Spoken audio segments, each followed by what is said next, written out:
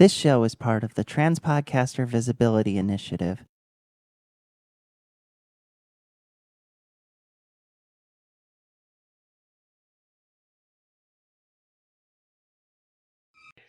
Lumzer, I'm bored. What plaything do you have for me today?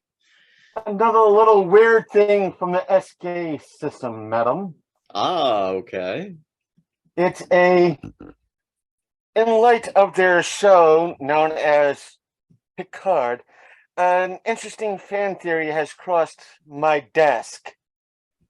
And that is of the character known as Miles O'Brien. Wasn't he from Deep Space Nine? Yes, his character originated from Star Trek The Next Generation, but he became so well loved as the average Joe of the series that he grew and blossomed in DS9. But the fan theory comes from his days on the Enterprise. The fact that not only he was an everyman, he was such an asshole that when the ship might have been orbiting a primitive planet, he was just the asshole to bring up random primitives, just go boogie, boogie, boogie, and just send them back. That sounds like fun, actually. I think that would be an enjoyable fan theory. I don't know. Just the whole aspect. I saw a meme on Facebook in regards to, can I take this off, please? It's going to be go ahead. Go ahead.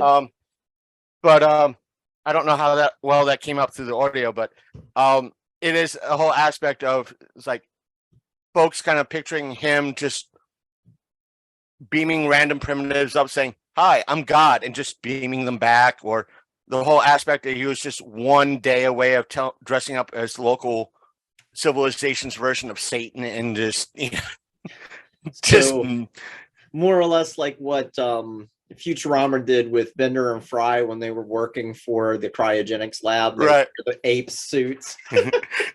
Yeah, just random. It's like no one will ever believe you, and just beam them back. Yep. And the thing is, O'Brien is the type of person that no matter what's going on, he's the type of guy that's like, you forgot to use the on button and just walk off. He's that type of. So you guys realize the whole thing's unplugged, right? Like, well, you're going to plug it in? No, you're the idiots using the son of a bitch and just walking off.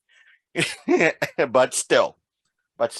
Shock and terror with Sasha, the Princess of Darkness, and Chris, the Martinsburg Mad Man, in Sasha After Dark, the podcast of darkness, Reboot. Welcome to, of course, the podcast of darkness. I, of course, am your horror hostess, Sasha Constantine Monroe, or otherwise known as Sasha, the Princess of Darkness. And I have with me the Martinsburg Mad Man himself, good old Christopher Lumzer. Remember, folks, tonight's podcast is brought to you in part by coffee. A well-caffeinated madman is a tolerable madman. So today we're going to touch on a couple topics, but we're going to talk a little bit about punk. And in order to kind of do that, we have actually a punk rocker with us today. Let me go ahead and bring him on down. All right. So as you can see, his name is there. I'm just waiting for him to connect. I gotta love Zoom. Dude. Hey, there he is. Welcome. Yay, Kenny. How you guys doing today? It's nice to see you again, Chris. Yeah, long time no see. Good to see you, buddy. Thank you, Sasha. Hey, anytime, my friend. Now, Kenny, why don't you tell us a little bit about yourself? I'm old as shit. Welcome I'm to old the club. as fuck, man. Can you tell? Yeah. Welcome to the club. I can help you with let's see here. I got all kinds of things. To tell you. I'm in a couple bands, of course. Yep. You just came to one of my shows a little while ago where I had both bands, and the Doo Wutz played and Cosmic Halitosis. So what'd you think of Cosmic Halitosis? It was a great show. I'm just kind of regretful due to the fact of the boyfriend's chronic lateness. But otherwise, next time we'll be there in time to see both. You still can, man. That's all I care about, sweetie. You know, I don't give a fuck. Well, It is what it we're is, working on punctuality, so that's our big relationship goal this week. Yeah, I ain't worried about it. I ain't worried about it. So tell us. So I do a about your podcast band. myself. Did I tell you this yet? No. Yeah, I do a podcast with my buddy. Well, his stage name is Tuna for Sushi. Okay. And you know, Chris, you might know him. It's Brian Rumsey. I think I might have met him. I might have seen him. Might have heard of him. But the way my brain is, it's almost the equivalent of a goldfish. So who are you again? So, yeah, we're all. Wait, so it's called Punk Up the Airwaves. Yep. And we basically just do a bunch of music on it, and we just we talk shit to each other and all that. You know what I mean? That's good. And we do a beer testing. A beer testing or beer tasting? A beer testing. Yeah, a beer testing. You know, it's whatever it was. You know, we're testing and we didn't go. Sometimes we don't like them, so I don't want to taste them anymore. You know. Ah, Bud Light. Woo!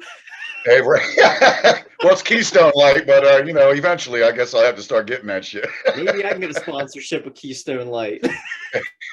Keystone what? Like, oh god. We'll piss off some more rednecks. You know what I mean? Fuck. No, we'll just do Natty Ice. That'll work. Out of the three, I'd rather drink Natty Ice. Look, gotta get that lowest common denominator where you get a 40-pack for $20. Yeah, that'll piss them off. Hey, as long as you're drunk or get, you know, and still you stop tasting it after a while, you know. I had a few friends complain about the whole Bud Light thing. I was like, you can send me your beer. I just go ahead and shoot it, you know. Fucking idiots. It is. Yeah, but I got some shows coming up. If you don't mind me dropping them. Oh yeah, that's heck. This is your part. You can drop shows, drop acid, whatever you need to. Nobody wants to see me drop acid. I seriously don't think you all want me to do that because not even I know where I'll be going down that road. As long as you ain't dropping to the floor and have. Hey, we don't have to be there. You know what I mean? We just have to watch you and laugh and all that stuff. As long as you film it, so I could probably laugh at myself and probably post it up to my show's YouTube channel. We're recording, so just don't get any more head trauma, please. Like I'm going to look worse. It's bad enough I got a Highlander wound. Well, there can only be one. Yes. So, Kenny, tell us about the show. Okay, I do got a couple shows. That's right. I got What the Punk's coming up. And that's on April 22nd at 6 p.m. That's at Fishhead Cantina in Baltimore. Okay. So then with the Doo Wutz also, I got a Savage Mountain Punk Picnic.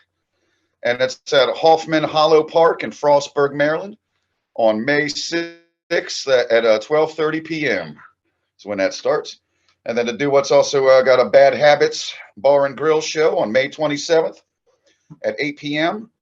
With we're playing with Nailbite, High Horse Cavalry, my buddies in Wayward Brigade, and Flesh Terror. And then we have we jumped on this Sonar Fest. And so there's one in Turtle Creek, Pennsylvania on June 10th. That starts at 3 p.m. And then there's another Bad Habit show on June 24th at 7 p.m. I apologize. I forgot to write down the band names on this one. And then there's another Sonar Fest for the Doo Wutz on June 25th at 2 p.m. Again, that one's at Fishhead Cantina in Baltimore, Maryland. And then, like I said, I'm the drummer in that Cosmic Halitosis band. So we have a Punk Up the Airwaves party, actually, because my little podcast, we do parties every once in a while. We do some shows. So we got one on April 23rd at 7 p.m. at the Depot in Baltimore. And yeah, man, those are my shows.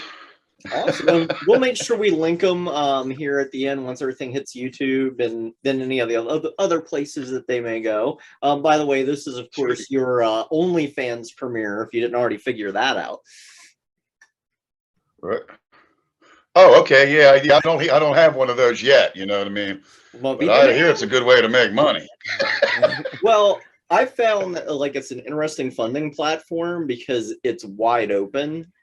And right now, I'm one of the few and only podcasters on it. So I'm getting oddball views. Now, granted, I get views for other reasons, but I'm in polite company at the moment. We won't discuss that.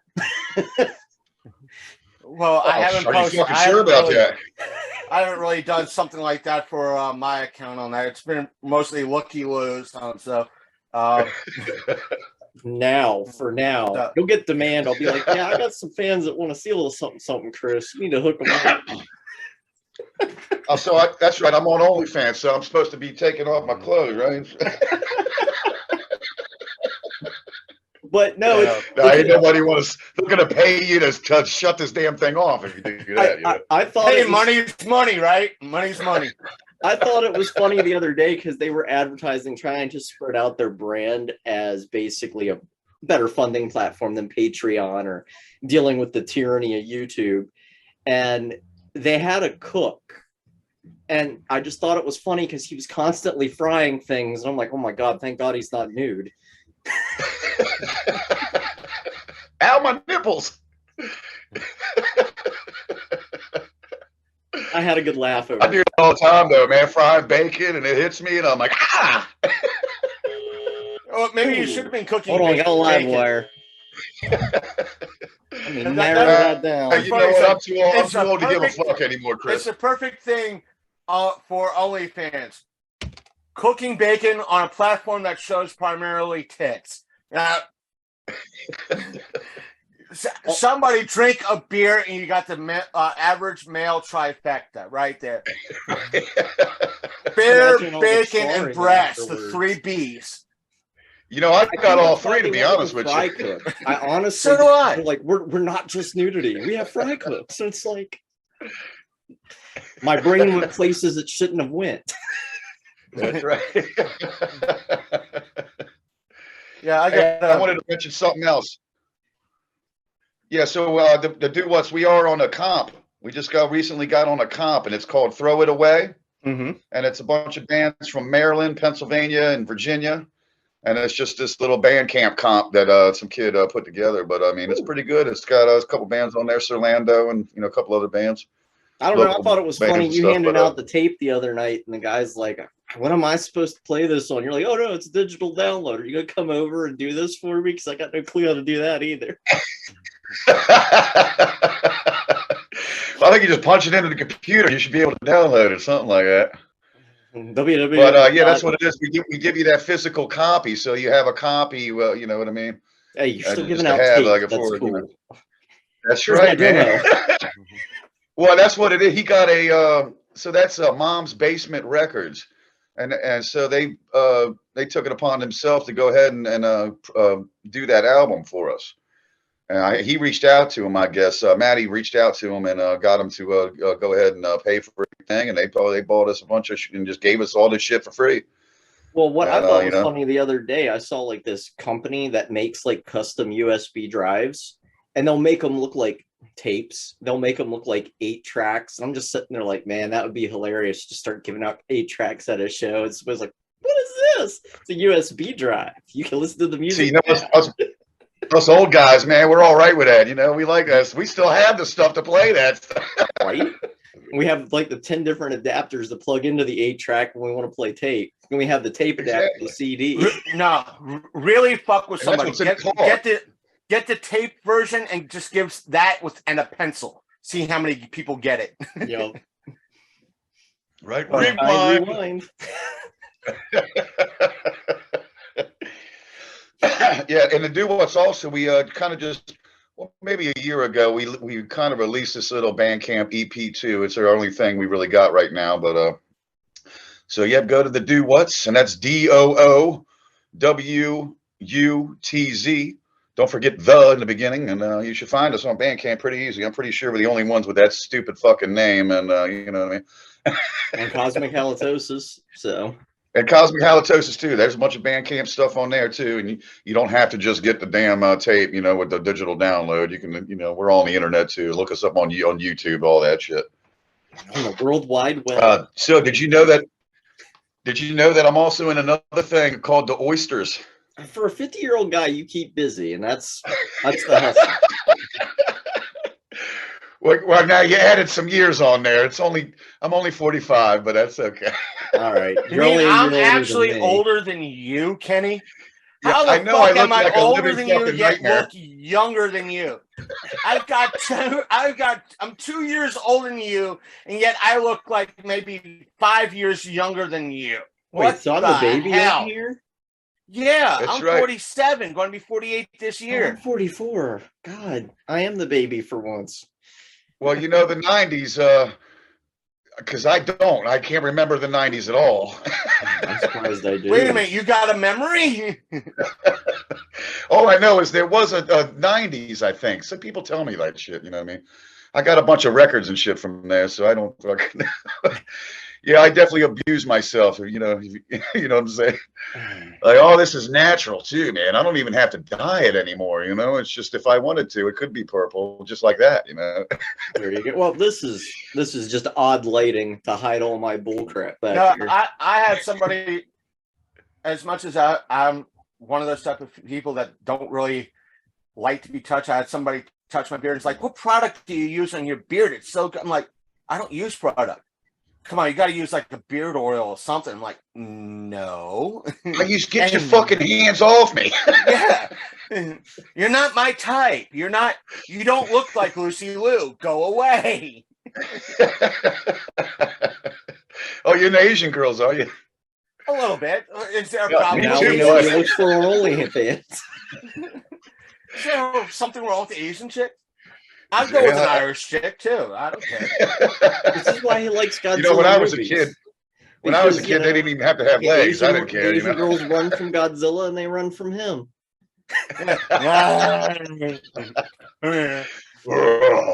Oh no, Lumzer, run! Yeah, so if you get a chance, though, check out the oysters, and it's oi, you know, oysters, not spelled with a Y. So it's OISTERS. That's just me and my buddy Jimmy Flame, and all he does, see, I just go over there and I give him a guitar riff on guitar. I show him on guitar, and then he puts it on the computer and does it on the computer. You know what I mean? Okay. And then there you go. Then he puts on the drums and he puts the bass down, and then really the only thing that's live kind of is just me singing. And he does backup vocals too. He's probably gonna sing some songs and all that too. That's awesome. We got a couple songs on there, and yeah, he's crazy, man. I can't even believe he just does it. It's like, and within seconds too. I'll show him this riff, and it's like, okay, boop doo doo doo boop doo doo doo, and there's the song. I'm like, well, holy shit. He says, "See, man, I told you it's this easy." That's great. Yeah, so if you want to go check out our podcast, so it is on www.punkrockdemo.com, and then punkuptheairwaves.podbean.com. And then you know, if you're a band and you're out there listening to us, and you want to give us some of your music or something, you go ahead and send it to punkuptheairwaves@yahoo.com. And you know, we usually play everybody's music. I don't think I've ever not played anybody's music that they send to me. You know Ben Parker?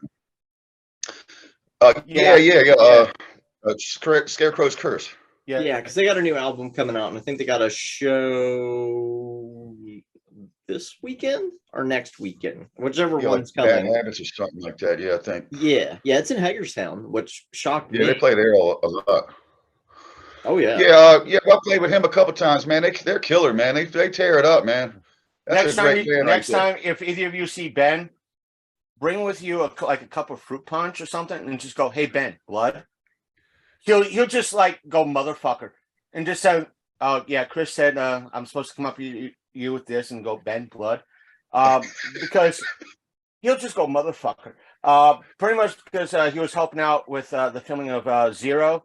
And he was pretty much the guy that was putting up the blood on everybody. So, like with Fifth Element, Haziz's light, it was Ben, blood. So it was. So he had to rib him the whole time. It was like, "Hey Ben, blood." He was like, "Fuck you." And it got to the point that his bandmates that came on set one day were like, "Hey Ben, what blood? Fucking asshole." He's a hell of a front man too, man. Oh yeah, he's a great guy's guy, nuts. nice guy. Yeah, 'cause I Nice think guy, they're dropping great a guy. new album too. Here Yeah, soon. they are. And Kenny, before Sasha drops the YouTube version of this episode, I'll dig through my archives because I think you in working with the Frederick Arts Archive or whatever it was a few years ago.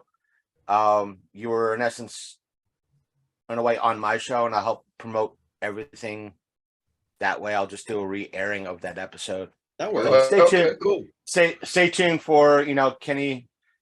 And that was Long Coat Mafia, right?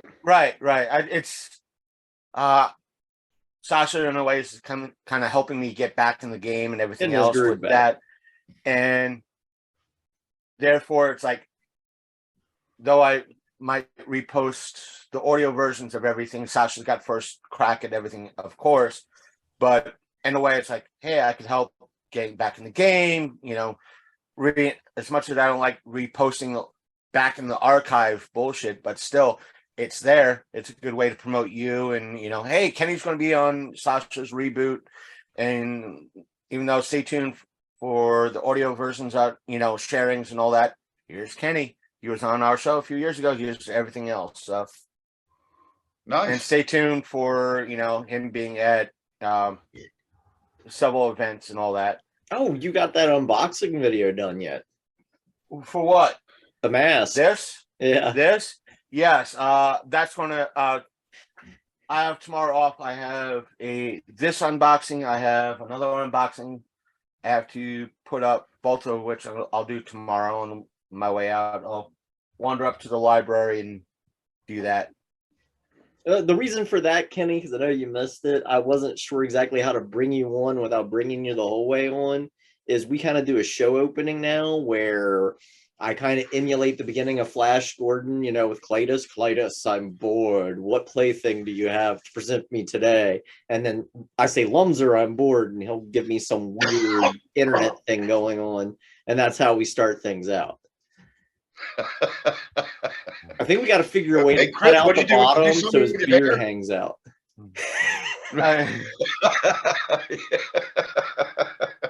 Yeah, I'm thinking of probably cutting. I'm thinking of cutting at least the bottom part of the mouth out and all that. But yeah, there you go. I'll figure something out. You got to be able to stick your tongue out at people, So what have you guys been up to? You guys, you going anywhere and doing anything crazy? Chris? Well, I have plans to see how many downtown businesses I could get banned from. Business as usual. That was a favorite hobby of mine in my 20s. No, it's just that a few years ago. No, what was it? It was like 2021, 2022. I got banned from. You've been in Martinsburg, right, Kenny? Oh yeah. You know that convenience store right by the Blue White? Yeah. Well, I have my suspicions that the person that was in charge of one of the branches of City National Bank in Martinsburg wandered in, didn't like something I said on Facebook in one of the Martinsburg groups, went in there and a bunch of other businesses in the downtown area to try to get me banned. Because she didn't like what I said. And that was the only business that listened. Because I wandered in and they were like, my boss said you're banned from here. Well, what'd I do? Oh, he didn't tell me. You're just banned from here. You're not allowed to come in here anymore. I'm like, well, fuck you too, And that should be against the law, You need to at least have a reason. Yeah, I want to know. It's like, well, he didn't tell me, and I'm not telling. And if he did, I'm not telling you. Like, well, fuck you too. But the way things are going, I still know a lot of folks that run businesses in downtown, and they at least tolerate my sorry fat ass. And they had enough with what's going on in downtown, and some of the folks that run things in downtown. And I'm like, you know what? You guys are leaving. Everything's going downhill again. You know what? Fuck it. I want to see how many businesses I want to get banned from. Bring it. Bring it. And not to mention, I'm working for George, who owns one of the bars you're going to be playing at.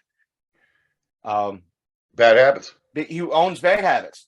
And he also owns the a bar up by Berkeley Theater that does axe lanes and rage rooms. So I'm in charge of tossing axes at people. So Oh, that's that axe throwing thing where they got the dark, well, an axe board, I guess is what you would Yeah. call it. And oh, that's cool, man. I haven't done that yet. I've seen the videos and all that.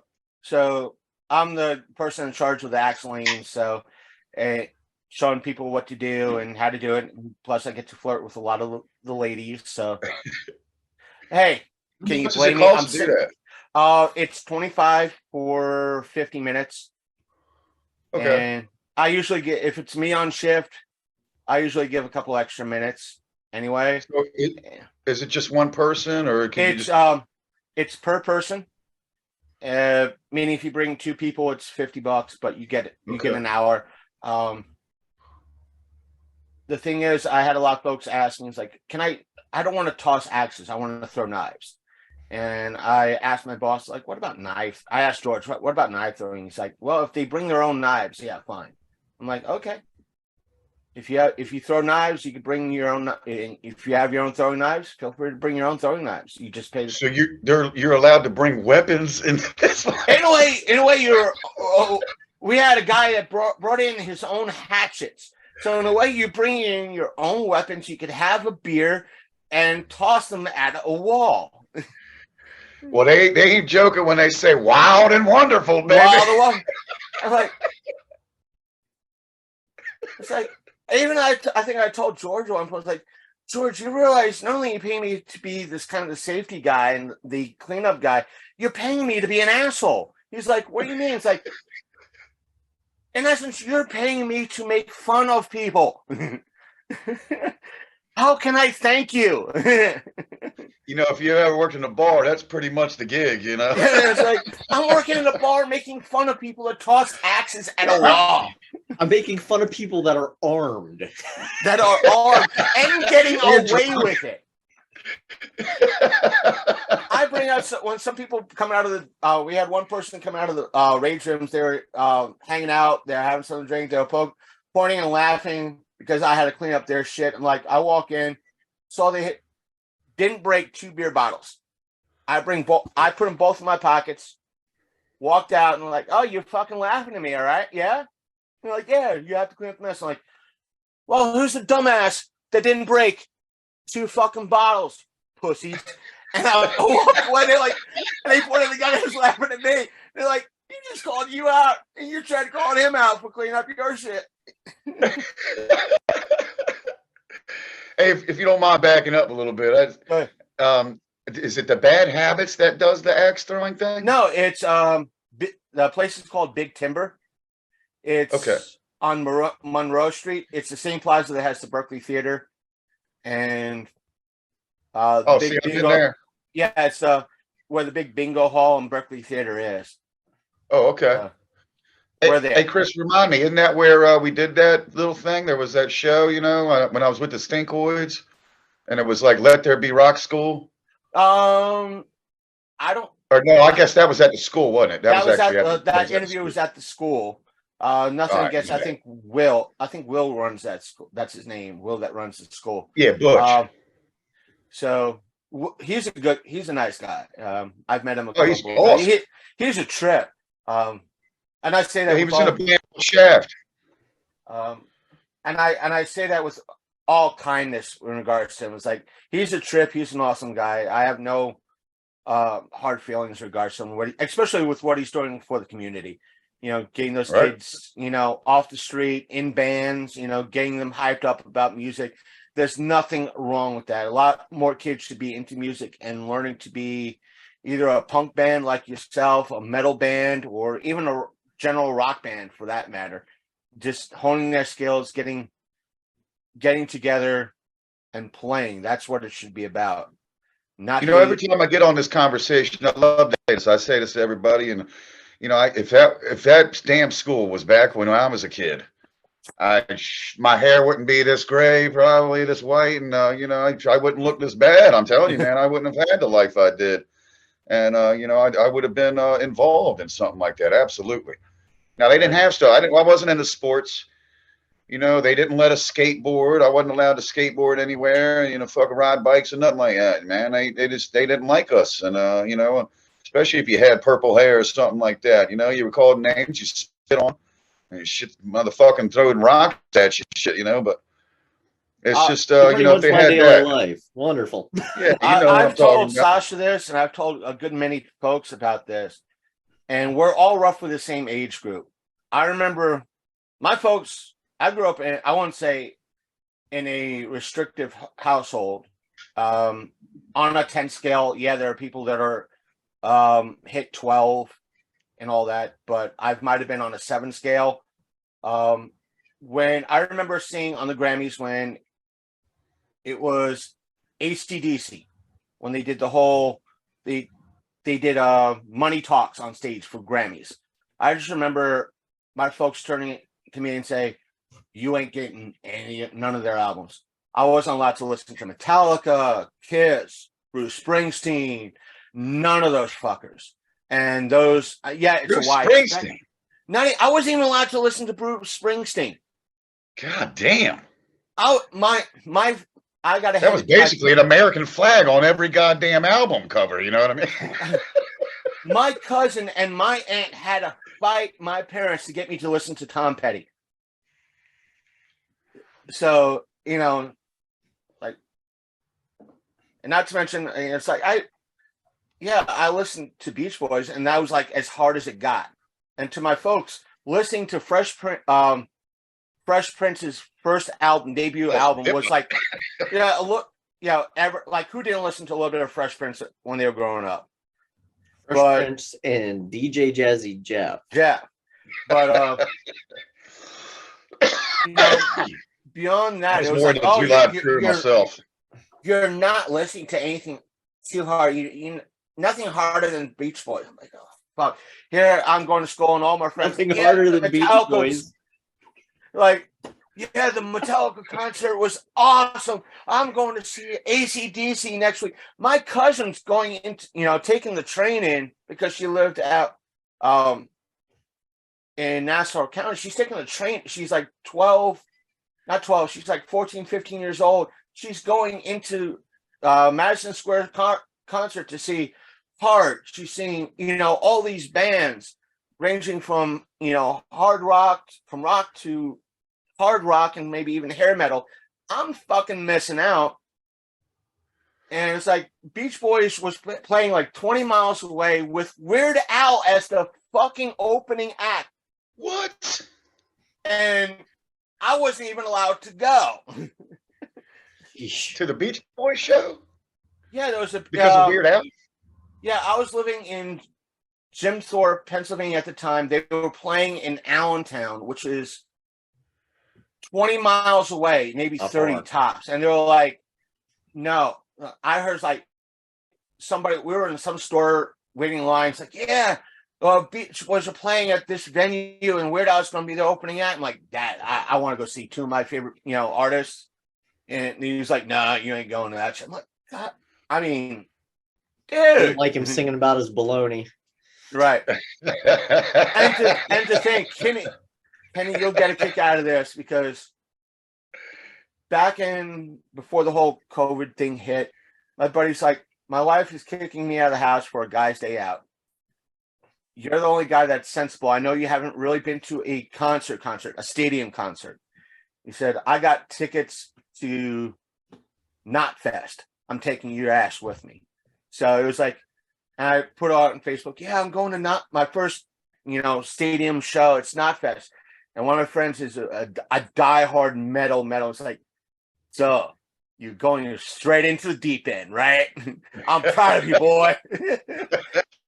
Like, not starting at AC/DC and working your way up. No, you're going straight to Knotfest. Brother. Like, what, man? Like, and it was just fun going. And I saw one of my bosses there. And here I am. I'm the most non-metal, non-punk looking motherfucker there. And I see her there and I go up. She said, you're here? I'm like, yeah. And I kind of did this. Leaned in real close and whispered. I said, I'm never going to believe you at work on Monday. And I just turn around and walk off. But they have to, because I have a witness, fucker. Like, no, it's like, But I have witnesses. And I'll deny. Oh yeah. Photoshop, motherfucker. Photoshop. Fake news, man. Fake news. Well, what about all those videos on your Facebook account? Oh, so my account was hacked. My buddy's got my password. It's all fake. Who are they going to believe? You or me? That's rough, man.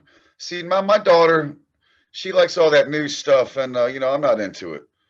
But I'm not going to tell her, don't listen to that, pop music or whatever the crap it is. Why wouldn't I don't understand why you just wouldn't let your kid be themselves, And so even my dad, man. See, my dad, he actually sat me down and fucking here, kid. This is the Germs. This is the Ramones, and this is fucking Slayer and all that. He was into all that shit. That's we why never went to really shows any time, but he let me go. I was allowed to go and all that. And here I was in high school listening to Cannibal Corpse and Gwar. But the thing is, here's the cool thing. I had Gwar 4 times, something like that. When I started to, I wouldn't say get into it, it's the fact that when I was trying to expand my musical taste, and I was talking to a diehard metalhead, and we were talking one day at work. He's like, "You never really got into metal," and like I wasn't allowed, so forth and so on. He said, "I know where your locker is at, right?" I said, "Yeah." He said, tomorrow after work, I'll give you a few things. Give me a few days."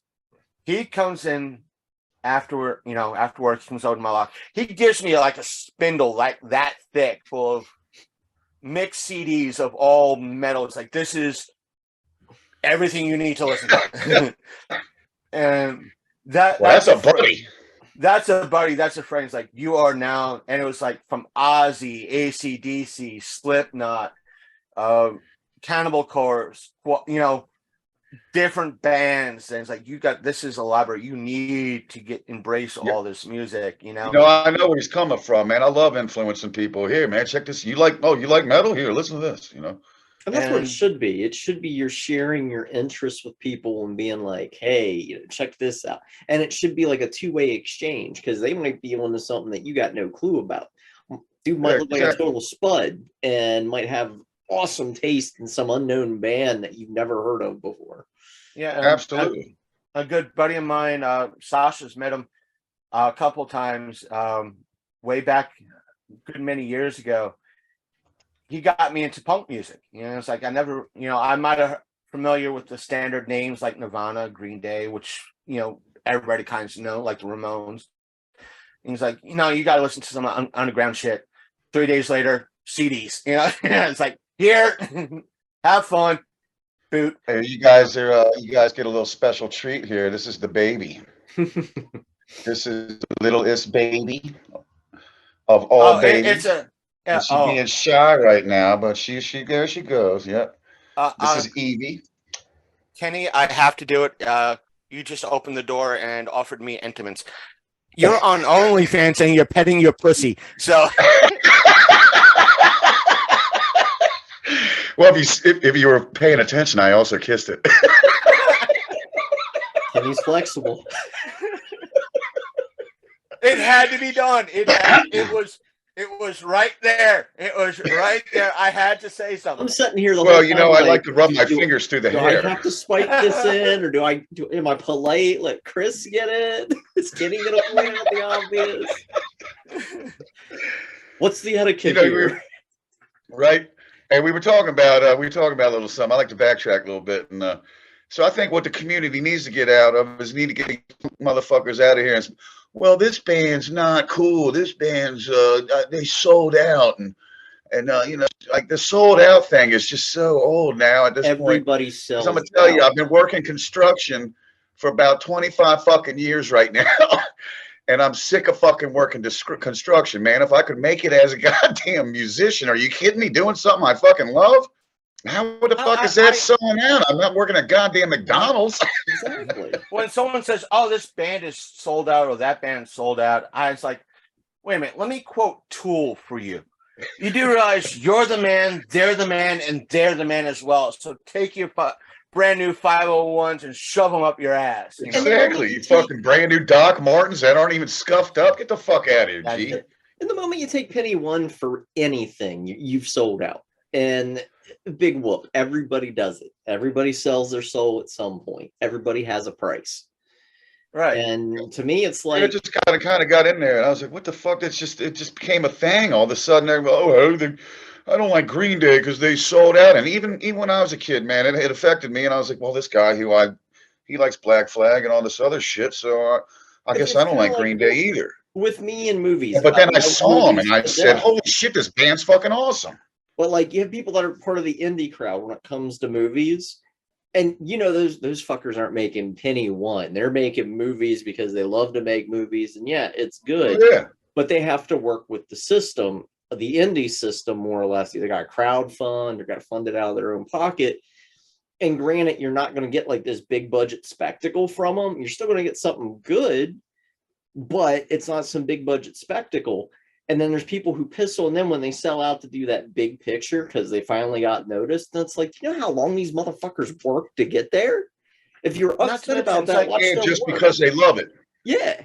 And the thing is, I'm sure Sasha could agree. We probably had this argument 1, 2, 3, 4, 5, 6, at least 10 dozen times. Even David Kerr probably mentions, like, I'm sick and tired of people bashing what I do as an indie filmmaker. And one of the things I got into, thanks to some indie filmmakers, it's like that's where the genuine stories are. Because with a lot of I'll watch mainstream shit. I think we all do that. But I like a lot of indie stuff because you have the option for a lot more originality and story. And that's where the you see that. The first slasher nurse that David did was rough, but it was his first movie. He had to stumble and fall with that in order to start, then do Return of Slash Nurse, then start with crowdfunding, learning how to do that, and go from A to B to C to D. Now, his latest project, in essence, remaking and rebooting Slasher Nurse, it's up to close to $44,000. He's gotten, the same old folks part of it, but even he said that, it's people that he trusts a lot of times, and plus he's gotten. I'm going to go all Faye on this. I'm going to use her real name. He's gotten Casey Poteet in regards to playing one of the nurses, Diana Prince herself, aka the Mail Girl, to be a part of this. And to me, it's like, dude, you're moving on up. Just think, maybe 5-10 years ago when you were starting out, it was just you and a bunch of buddies doing the movie. Then you got Felicia Rose. Then you got a couple other folks. Now you're getting Diana fucking Prince. Granted, it might not be, the criminal. It might not be, Danny Trejo. It might not be, AAA actors and all that, or Keanu Reeves, or, big names. But it's folks that people recognize and people that, especially when they want, it's like, I want to be a part of this. And they're like, you have Dave going, you want to be a part of this? Let's talk, let's bring it on. And you see like folks like, granted, like him, hate him, Matt Burns. I've got no issue with him anymore. I'm of the philosophy, if he ever wants to sit down and hash out our bullshit, he's welcome to do it. But the thing is, whether it's Slasher 15 or any number of the local stuff, folks, I went to Monster. It wasn't Monster. It was Horrifying back in 2006, and the first indie film I saw there was John Johnson's Skeleton Key. It's one of those movies that it's like, it's self-aware, and it's funny as shit. And I just took to it, and it was just like, I'm laughing. It's like, now I'm into searching out and seeing other indie folks at either Four State or other places doing their thing. And it's like, I get to be a part of it now. I get to be talking to these folks. And it's like, yeah, that's so-and-so from, this particular group. Like even George Sasha from P&D Studios, with what he's doing and trying to do. George Lumen. Yeah. And it's just speaking to those, seeing what they do, seeing, start from nothing and working their way up. And that's special. That says a lot.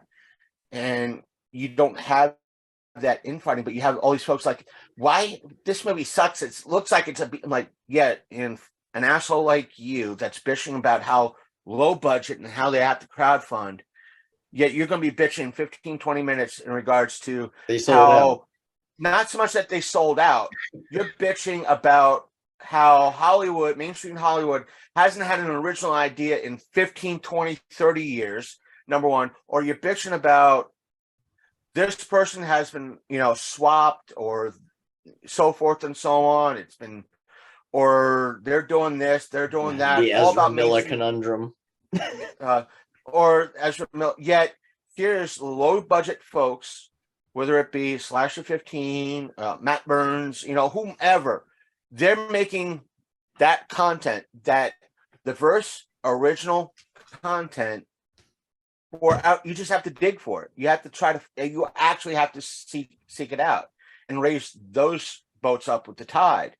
And I think in your I wouldn't say profession, but in your circle of things with indie punk music, you might get the same thing. It's like, well, there's no good bands anymore. There's no good bands like Metallica or AC/DC or this, that, and the There's other thing. great bands. I'm like, and you could say, well, it's like, wait, what about bands like mine? Well, what about, bands like, that are out there at every bar trying to, hawking their CDs.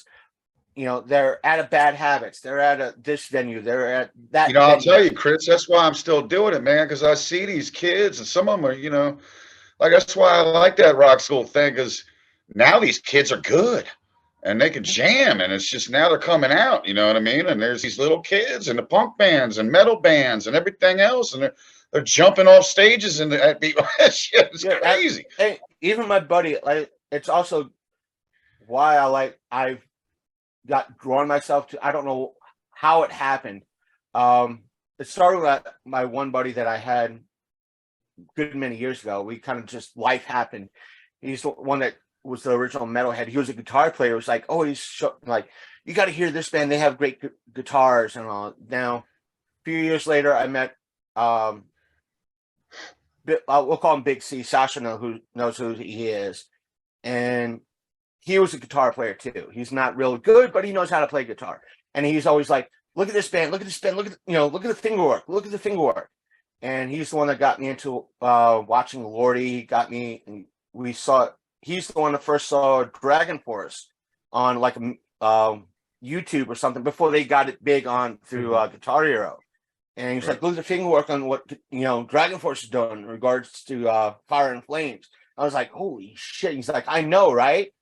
And I think it's funny you bring that up, because it just suddenly gives me a memory of Stingers from out there towards Boonesboro. Used to be like an old like cattle auction house that had like that weird like stadium seating. I've been there. And we went to a show there to go see Jimmy's Chicken Shack. Well, the opening act was this act called Hailstorm, and it was like one of their first ever shows. And we met the band, got free CDs and T-shirts, and now almost 20 years later, like, they're at the top of charts. They're putting out banger music. And my point with that is we went to see Jimmy's Chicken Shack, but it was like that first act that we saw was more potent than the headlining act, the main act. And that was something I was explaining to Al the other day, because I was thinking for the longest time about going to go see like Ice Nine Kills with Falling in Reverse up in Hershey, because they were going to be at the Bears Stadium. And it was like $50-$60 a ticket. But my brain goes, do you know how many local shows I could watch with that 50 or 60 bucks? Most of them are free. Some of them you only pay like $5. And I just had you a get free to see show like the other 3 day. bands. yeah, and to me it's like it's a more intimate setting. I don't have to be up in the nosebleeds. And You know, we still love it. yeah, exactly. It's like That's why we're doing it. we went all the way up to Wilkes-Barre to go see the Badleys. Now they're a great group. I knew when they came out, things of that nature. It's more Al scene than anything else. But just tickets at this nice theater up in Wilkes-Barre were about $70 a head. And I'm just sitting there like, these are guys that we've seen for free years and years and years and years ago. And to me, it's like, if I'm going to spend Yeah, but money, they earn it. You know what I mean? and they do, and I'm not disrespecting deserve them. I'd rather go listen to a new group at a local dive bar than I would go to see some big ticket act in a nosebleed section where you can't get up, dance, and interact with people.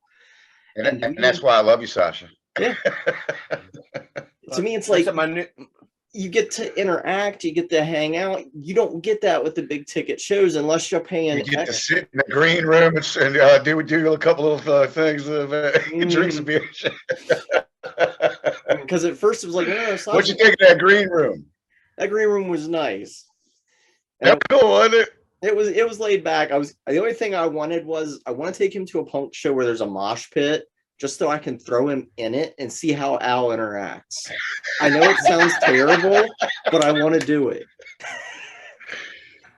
I'm slow these days. Oh, when that happened to me, my first punk show was seeing Murphy's Law back in 2008. Nice. And That's a hell of a first. And the thing is, I was just coming off a kind of a bad breakup, and my buddy was like, "Dude, you got to get that anger out. You have to get everything out." Murphy's Law is playing at Dung Beatles in Winchester. Come on down. I'll pay you away. Get in that mosh pit. Get that anger out. And after it was like they were having a break, and the front man comes over. He's like, "So how many shows you been to? Punk shows you been to?" I'm like, "This is my first one." He went, "What?" It's like, you were moshing like you've been doing it for 20 years. The hell? It's like bad breakup. He's like, "Say no more. Glad you're here. Here's some Jaeger." I'm like, "Oh God." Yeah, I've even been tempted to take him up to that golf club in Baltimore just to see how he reacts. Just to throw him at it. Don't even tell him we're going. We're going to a club for dancing and just to see. Because I like the shock and trauma. Bring him up to the depot. I got a depot show coming up. I mean, we get some pits out there a little bit. The kids get kind of crazy out there. You'll have to give me some details on the dates, and I'll see what I can do. Hell yeah, absolutely. I mean, you could just go to the page, though. I always kind of put it on there. Everything's on the event section and all that, too, just to make it easier for you. You know what I mean? Well, we'll have everything linked here at the end of the show, of course, and whatever I feel like typing up and editing when I throw it on OnlyFans. So we'll see how that goes. Well, don't hurt yourself or nothing, but I appreciate all this, man. You guys are cool as shit. I like Chris anyway, though. I like that little Long Coat podcast he was doing there. I feel like you opened up a little bit more, though, buddy. You're talking a little bit more this time around. And, during that interview, that was more Don's thing than anything else. So he had the lead on that this time around. Sasha has the lead on this. So if anything, she knows where to find me, or at least make the attempt to find me and try to kick the shit out of me. Oh, yeah, we can find you. That's no problem. She actually made me find you. I had to go. I even hired a PI and everything, man. Just because they're called a private dick doesn't mean you can molest them. It's funny you said private dick there a second, because look, I bleeped it out again, and I was like, what's he putting up to his mouth? Why is it bleeped out? Oh my God, it's black. What's going on here? It's black, and why are there a half dozen there? The big one, too. Like, oh my God, it's huge. It's not even attached. Detachable penis. Now with heat seeking. You guys remember that song, right? What was that? King Missile? Oh, no. Now I'm thinking of that video. This is a new M1A1 missile. You can tell it knows where it is by subtracting where it isn't, or where it isn't from where it is. And the Asian girls flee. They're not interested because it's not in tentacle form. Too big, too big, too big, Too GI. big, too big, too big. Speaking of Two Live Crew. Hey, so what'd you think of that Harvest place anyway, though, Sasha? Oh, I dug it. Besides the green room. I really enjoyed it.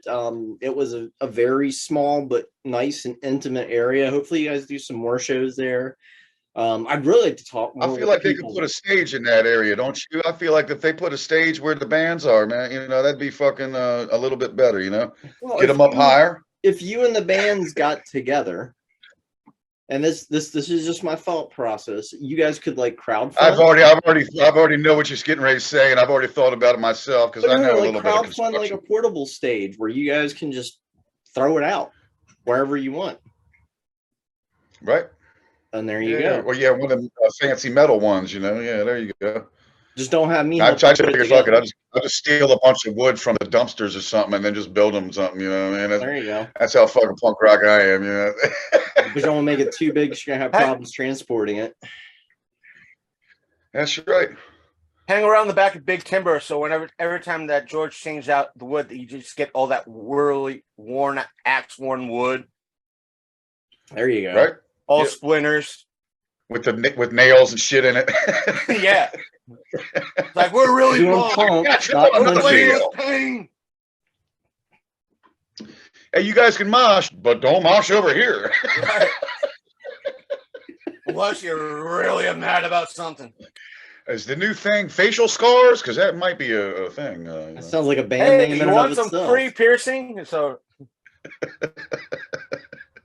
bring them to the stage. Facial scars. Right? You got some facial scars? I got some facial scars. No, I got these scars. You mean? So, how was that concert that you went to? So, how was that concert you went to? Great, I got a new facial piercing. Want to see? It's still in there. It's a rusty nail. Yeah. It's one of the Joker's it's the new origin stories. I went to see the Doo Wutz. Want to know how I got these scars? Oh, Scarface. But the Harvest was a pretty nice venue. Doing like live horror hosting, I've been looking for spots. You might have to throw me some contact information on that later. Because I'd love to get a regular spot where I could throw up a horror movie and just host it and do obscene things and laugh and joke about it. Oh, that'd be perfect. Hey, where are you guys out of? Are you I know, Chris, you're out of Martinsburg, right? Chambersburg. Right. You're from Chambersburg? Yep. Chambersburg, PA. Oh, I won't hold that against you. I'm a transplant. Better than fucking Martinsburg, tell you that right now. I'm a transplant. I grew up an Army brat. I'm from all over, but I seem to have stuck around here longer than I should have. Well, the small towns are all right, I'm in Thurmont right now, so I'm not even in Frederick anymore. I'm in Thurmont. If you like living 50 years in the past, yeah, small towns are the right place to be. It's pretty much Frederick like 8 years ago, really. But there's nothing cool, no fucking record stores, and nothing.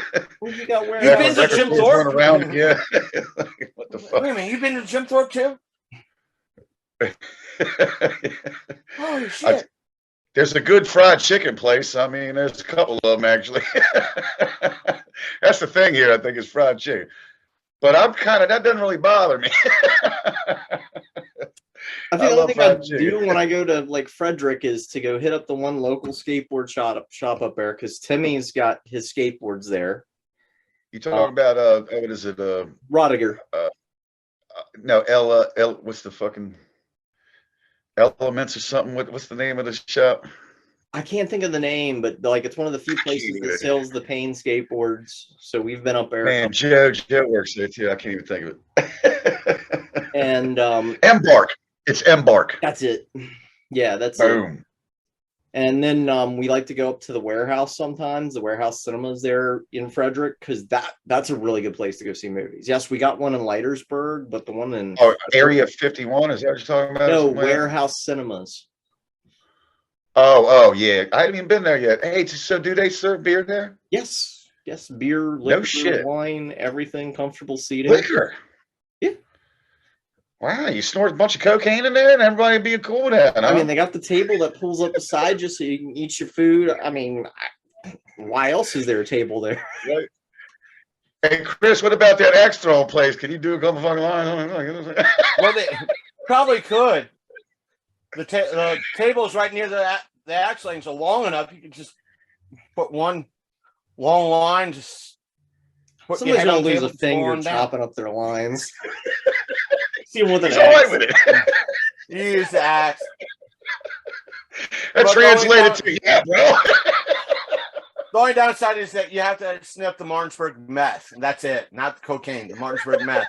It's probably got a bunch of fentanyl in it. I don't want none of that.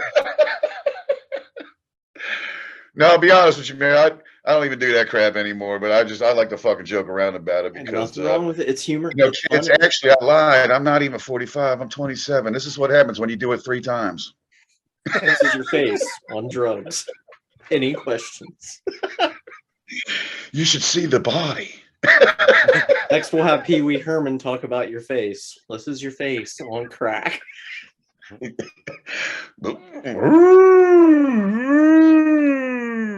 Do you remember that PSA from back in the day? Yeah. Pee Wee Herman's got the little bottle of crack. This is crack cocaine. It's like, wow, this just got serious. Pee Wee Herman's talking. I might have to look at this. What? So Paul Rubens really did that? Yes, as Pee Wee. It was a PSA. Yes. Yeah, as a PSA. You wake up and watch Saturday morning cartoons, you get traumatized. Wow. I've got to Mr. check T that did one it out. Michael Now, Jordan. I was a Pee Wee Herman fan back in the day. I love Pee Wee Herman. You'll have to look it up. That's my age group right there, buddy. That's where I'm at. It is the funniest thing. Yeah, that fucking Pee Wee's wow. Then, you had the Michael Jordan one. I don't know. You ever see the Michael Jordan anti-drug ad? Yeah. That sounds familiar. I might remember that. Wait, he's advertising McDonald's while he's telling you not to do drugs. Which is totally worse than any of the goddamn drugs. I wish I had room to put my soundboard up. I would have had that queued up in 5 minutes. No. Don't do it. Just stop. Just don't do it. Just stop. Yeah, I have that part of my. Buy yourself some chicken nuggets. Why not supersize? Type 2 diabetes is better for you than crack. What?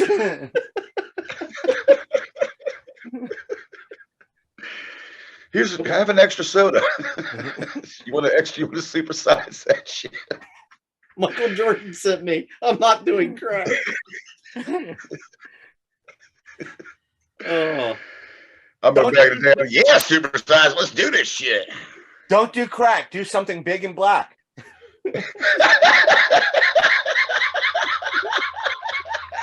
Oh man. Outrageous. He is in Martinsburg. Don't forget it. Everybody's wild and wonderful over there, baby. Sasha, I'm your friend. You signed the contract for this shit. You're lucky you're not monetized on YouTube. I can't get monetized. Me existing is a problem. This is not advertiser friendly. I'm like, really? How do I become advertiser friendly?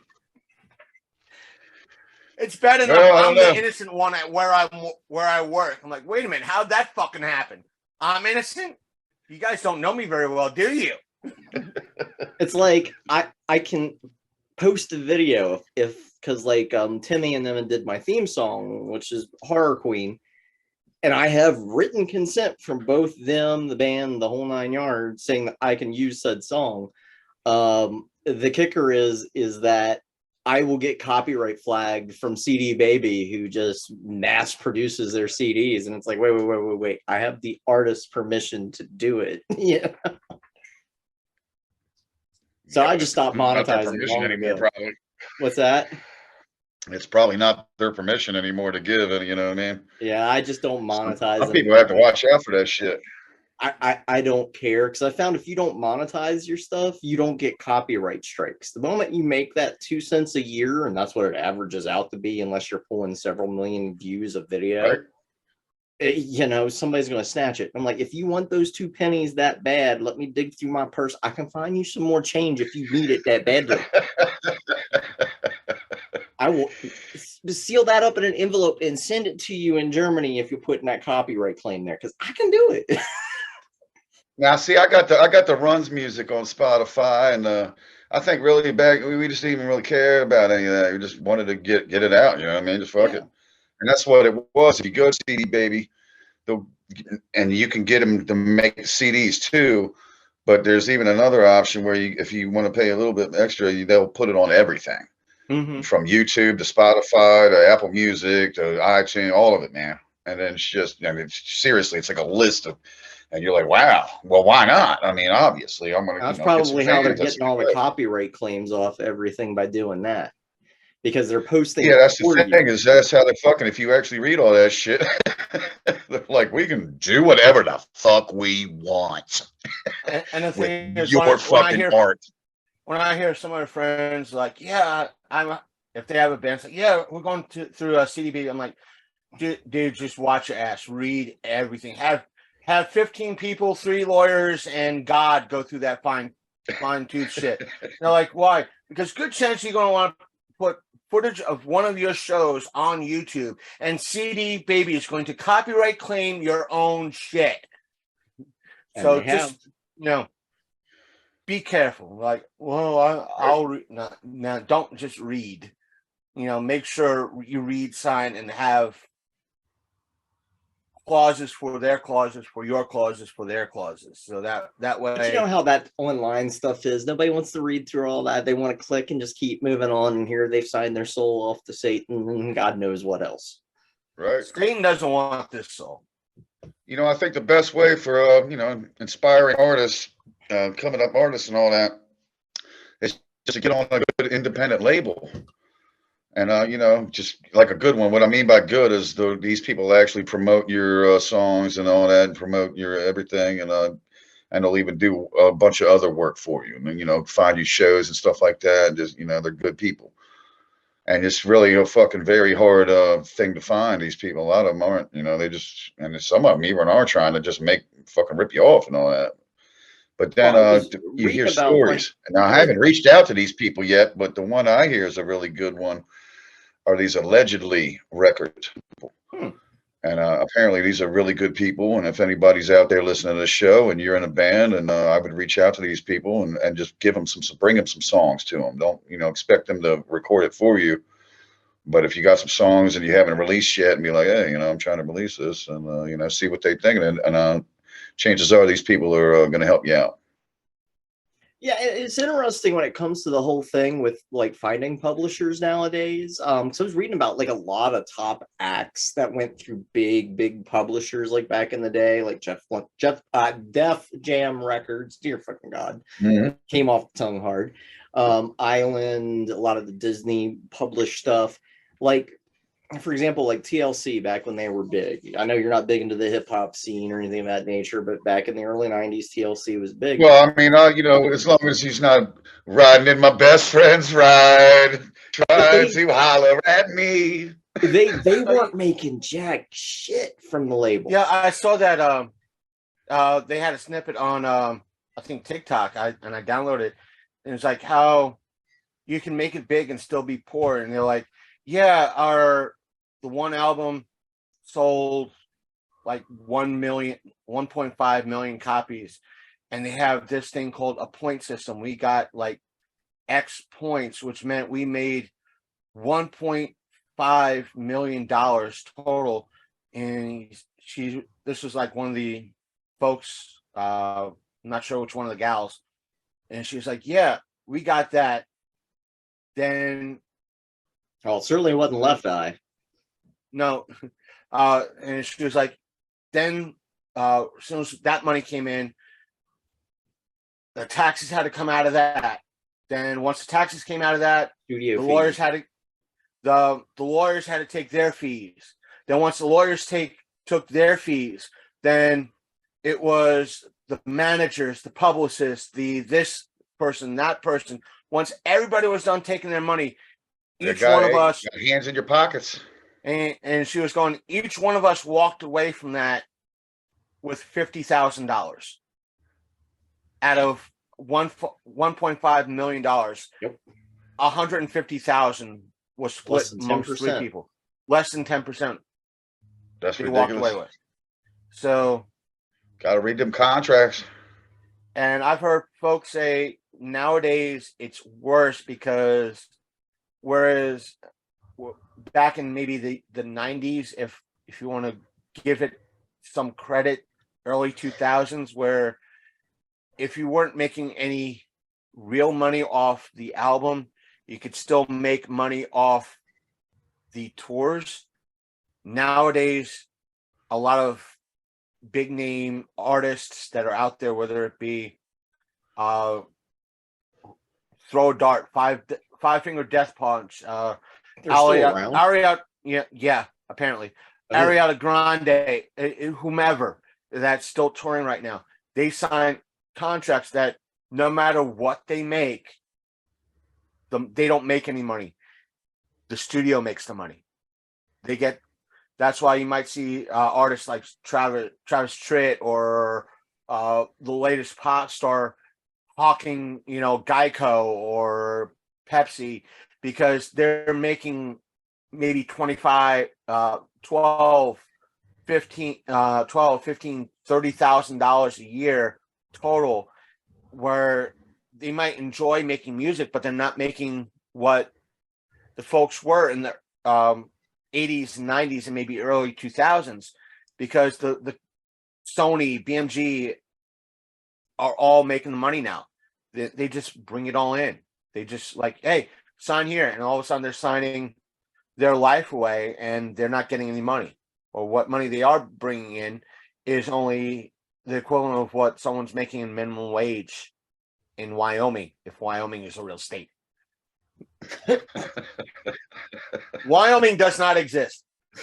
Prove me otherwise. Why are they even asking that question anyway? Why? I saw it on Weekly. Wyoming. I don't know. But I believe there's my dad joke. I believe Weekly World News more than anything else. Go Bat Boy for president 2024. I miss tabloids in the grocery store. They were my favorite. The what? The tabloid in the grocery store. Bat Boy, man. The tabloid. Inquiring minds are wondering. Yeah. Hey, I'd like to backtrack a little bit because, Chris, I remember you said something a little while ago. It was like, I don't look like the guy who exactly comes to a punk rock show. I don't look like I belong in a punk rock show or something like that. I want to tell you that, if you belong at my punk rock shows, and anybody who fucking looks like you, or maybe you don't think you look like somebody who belongs in the punk rock show and you look differently, then you do belong in my show. And if there's a fucking problem that you got, just come on up to me and I'll figure it out. I think it stems from the when a lot of folks think punk rock, or folks that attend a punk rock concert, they think maybe someone close to what atypically Matt Burns looks like. They started ripped jean jackets, the patches all over. That's weird. I didn't think he looked like anybody that belonged at a punk rock show. Right.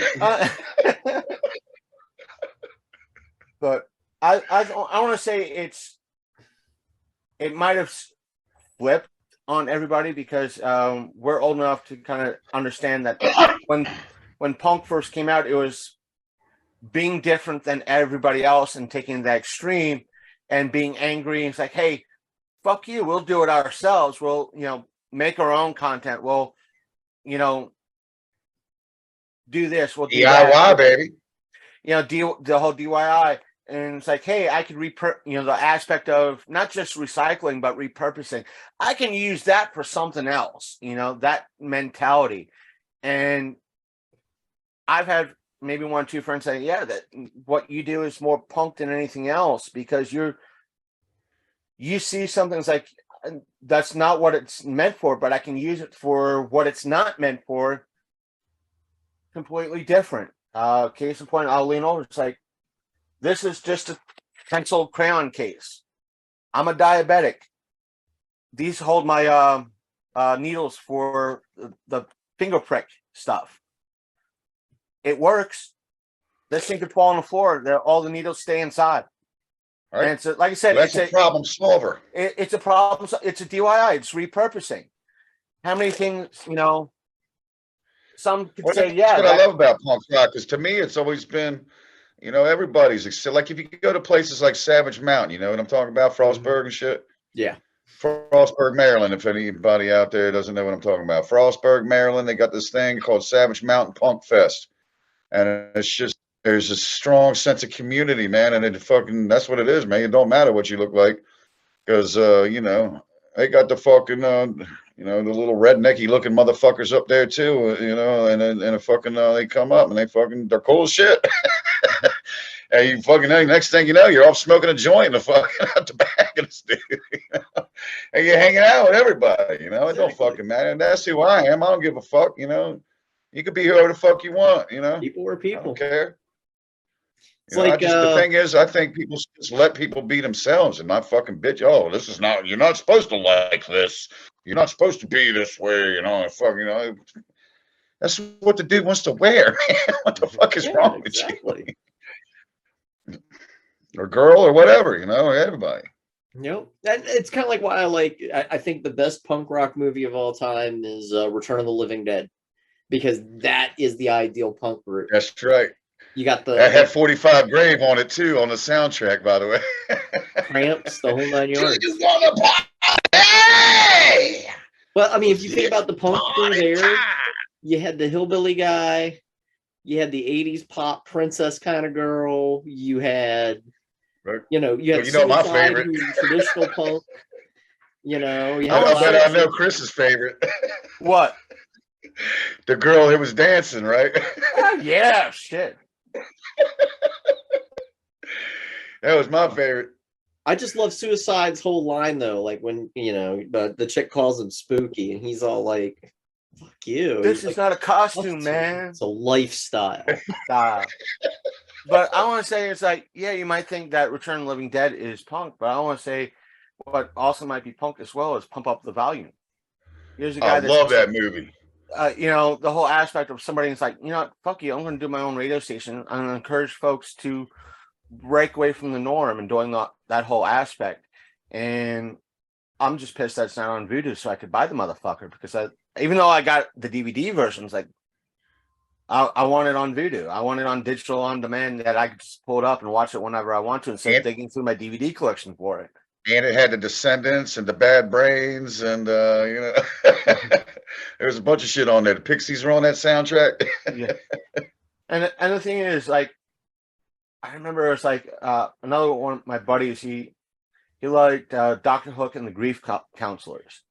And my mom picked up that is. Cover of the Rolling Stone is one of the things. Oh, wait, Dr. Hook, the band? I thought you were talking about a movie. No, band. Okay, never mind. And my mom was like, she picked up a random CD. It's like, yeah, some of these are real classic. Mind if I listen to the CD while we're shopping? And she popped in. The first thing that comes up is Dr. Hook, and it was cover on the Rolling Stone. Dr. Hook's on this? She's like, how do you know about Dr. Hook? Like, my buddy's a big fan. He's got, I have like, he lent me one of the CDs. I have it burnt and it's on my iPod right now. He's like, that was one of the CDs that dude gave you? No, like I said, different guy. But his version of punk was, one of these folks that everything about him was punk, but he'd always wear like a suit coat, like a formal suit coat type of ordeal. Sure. And I know exactly what the kind of people you're talking about. And the thing is, he had a weird taste in, he liked Dr. Hook. He'd do some punk stuff, and he played his own shit. Loved everything about it, but sometimes you had to, but sometimes everything he said, sometimes things he said, you had to divide like by 5,000, because like no way he, it's like, dude, you didn't fuck somebody all the while skydiving. There's no way you did that shit. Maybe you were in a plane when it happened. You never know, man. But no way both of you did 15 positions while falling out of a plane while then pulling the ripcord. No, that did not happen. Sounds awesome if it did, but not really. Coming from the female perspective, that just means he's really quick at all those different positions. Like, where are you finding these bitches, man? And you're just like laughing, like, dude, man, don't go. I had a none of my friends, but he created a song called Stinky Blinky because he got burnt by a girl that he was seeing. He's like, I'm gonna call her Stinky Blinky. He wrote this whole song calling her out. Oh, I have to find that song and send it to you, Sasha. The whole song is more worried about the Stinky Blinky name. Like, that has to have an origin. He just called her Stinky. I think it's a brilliant name for a band anyway. I might just make another band and fucking, you know what I'm saying? Fuck it. And the thing is, he called her out in regards to all her toxic shit in the song. And he invited her to the open mic night and sang this song in front of her. And part of the song is like, I want you all sing along with me right now, Stink. And that's part of the chorus is calling her Stinky Blinky. And he's like, yeah, she's crying right now. I'm like, oh my God, you didn't do this. You went, yeah, I did. I'm like, holy shit. That is savage. You did what at an open mic night? And he said, yeah, I called her out. We all have a Stinky Blinky. And I was like, oh shit. That's what the dude had to do, I guess. Yeah. And another friend of mine, she said, I went to a function. It was an open mic night. And I went, did anybody sing Stinky Blinky? And she went, what? I sent her. She's like, that's the funniest shit I ever heard in my life. I got some songs that I wrote about some ex-girlfriends and shit, but it's coded. It's coded. You probably never got tell. Your little orphan Annie Dakota rings now. You know what I mean? I don't want to call anybody out like that. Ovaltine, motherfucker, Kenny. I put out some shit. So I needed to get it off my chest. Nobody wanted to sniff Ovaltine off her tits. God, that's weird, man. That's weird. Why would anybody want to do that? They still make it. You lick it off, man. You don't want to snort that shit. It fucks you up. If anything, use the powdered G Fuel. Shit, man. At least that looks like cocaine. I don't know. The way some of these YouTubers that advertise G Fuel, it scares me. I don't know what. I drink G Fuel, goddammit. Shut up. Yeah, but you're not shilling it yet. Give me time. Is that what you're drinking in there? Is that why it's black? It's coffee. It looks like black shit. Is it coffee? Okay. Yeah, it's coffee. He got some kind of some what do they call it there? The fucking snazzle papses or something. Snickle Fritz. Nickel Fritz. Hey, if anybody don't know what snazzle paps is, that's Kentucky Gentleman and Dr. Pepper. That sounds good, actually. Yeah. It's not bad. It's snazzle paps, baby. Hey, I'm still mad that Captain Morgan got rid of their tattoo brand, because that shit was awesome with Dr. They'll probably Pepper. be back for Halloween or something. You never know. Man, I haven't drank rum in so long. I fucking, it's just one of the things. I'm more of a gin guy, to be honest with you, but whiskey is the other thing, and you know. I just see it now. Like Kenny's there at the gin bar. Oh, the evening gentleman takes off his little top hat. Martinis, baby. Give me 2 olives, man. Can I get 2 olives? I love them, the thing is, hey, vodka martinis are good too, man. I don't give a shit. Vodka. If I sat down at the bar that I work at, and said, "Give me 2 shots of whiskey," they would freak the fuck out. Like, oh shit. They would literally say, like, take him out again. Chris is drinking. What the fuck happened that Chris needed 2 shots? Well, I mean, that's a workplace you can actually do that at. So yay! He's like, Chris is drinking. He has alcohol in front of him. We're scared. We're all gonna die. Like what? A guy can't have a shot of whiskey or something? Jeez. I never thought of you as a wild man, dude. I mean, you barely said 2 fucking words at that interview. The fucking one, you know, the stink words and shit. It just takes the right bunch of weirdos. I knew I liked you though. I knew you were a nice guy. I did, but you know what I mean. It wasn't. But you weren't like this. Like I said, that was Don's baby. That big interview thing was Don's baby, not mine. So yeah, he had to behave himself. Yes, I had to behave. Around here, I don't have to behave. Exactly. This is my show. You can do what you want. I'll make you behave, huh? That's why I called it After Dark. That's funny. Here's the thing. How many times tonight in the past hour and a half did we derail things? Yep, we have gone chaotic. Take the black cock out of your mouth, Sasha. If it's black, I'm going to have some questions. Al, you need to wash better. And that's how Sasha got canceled.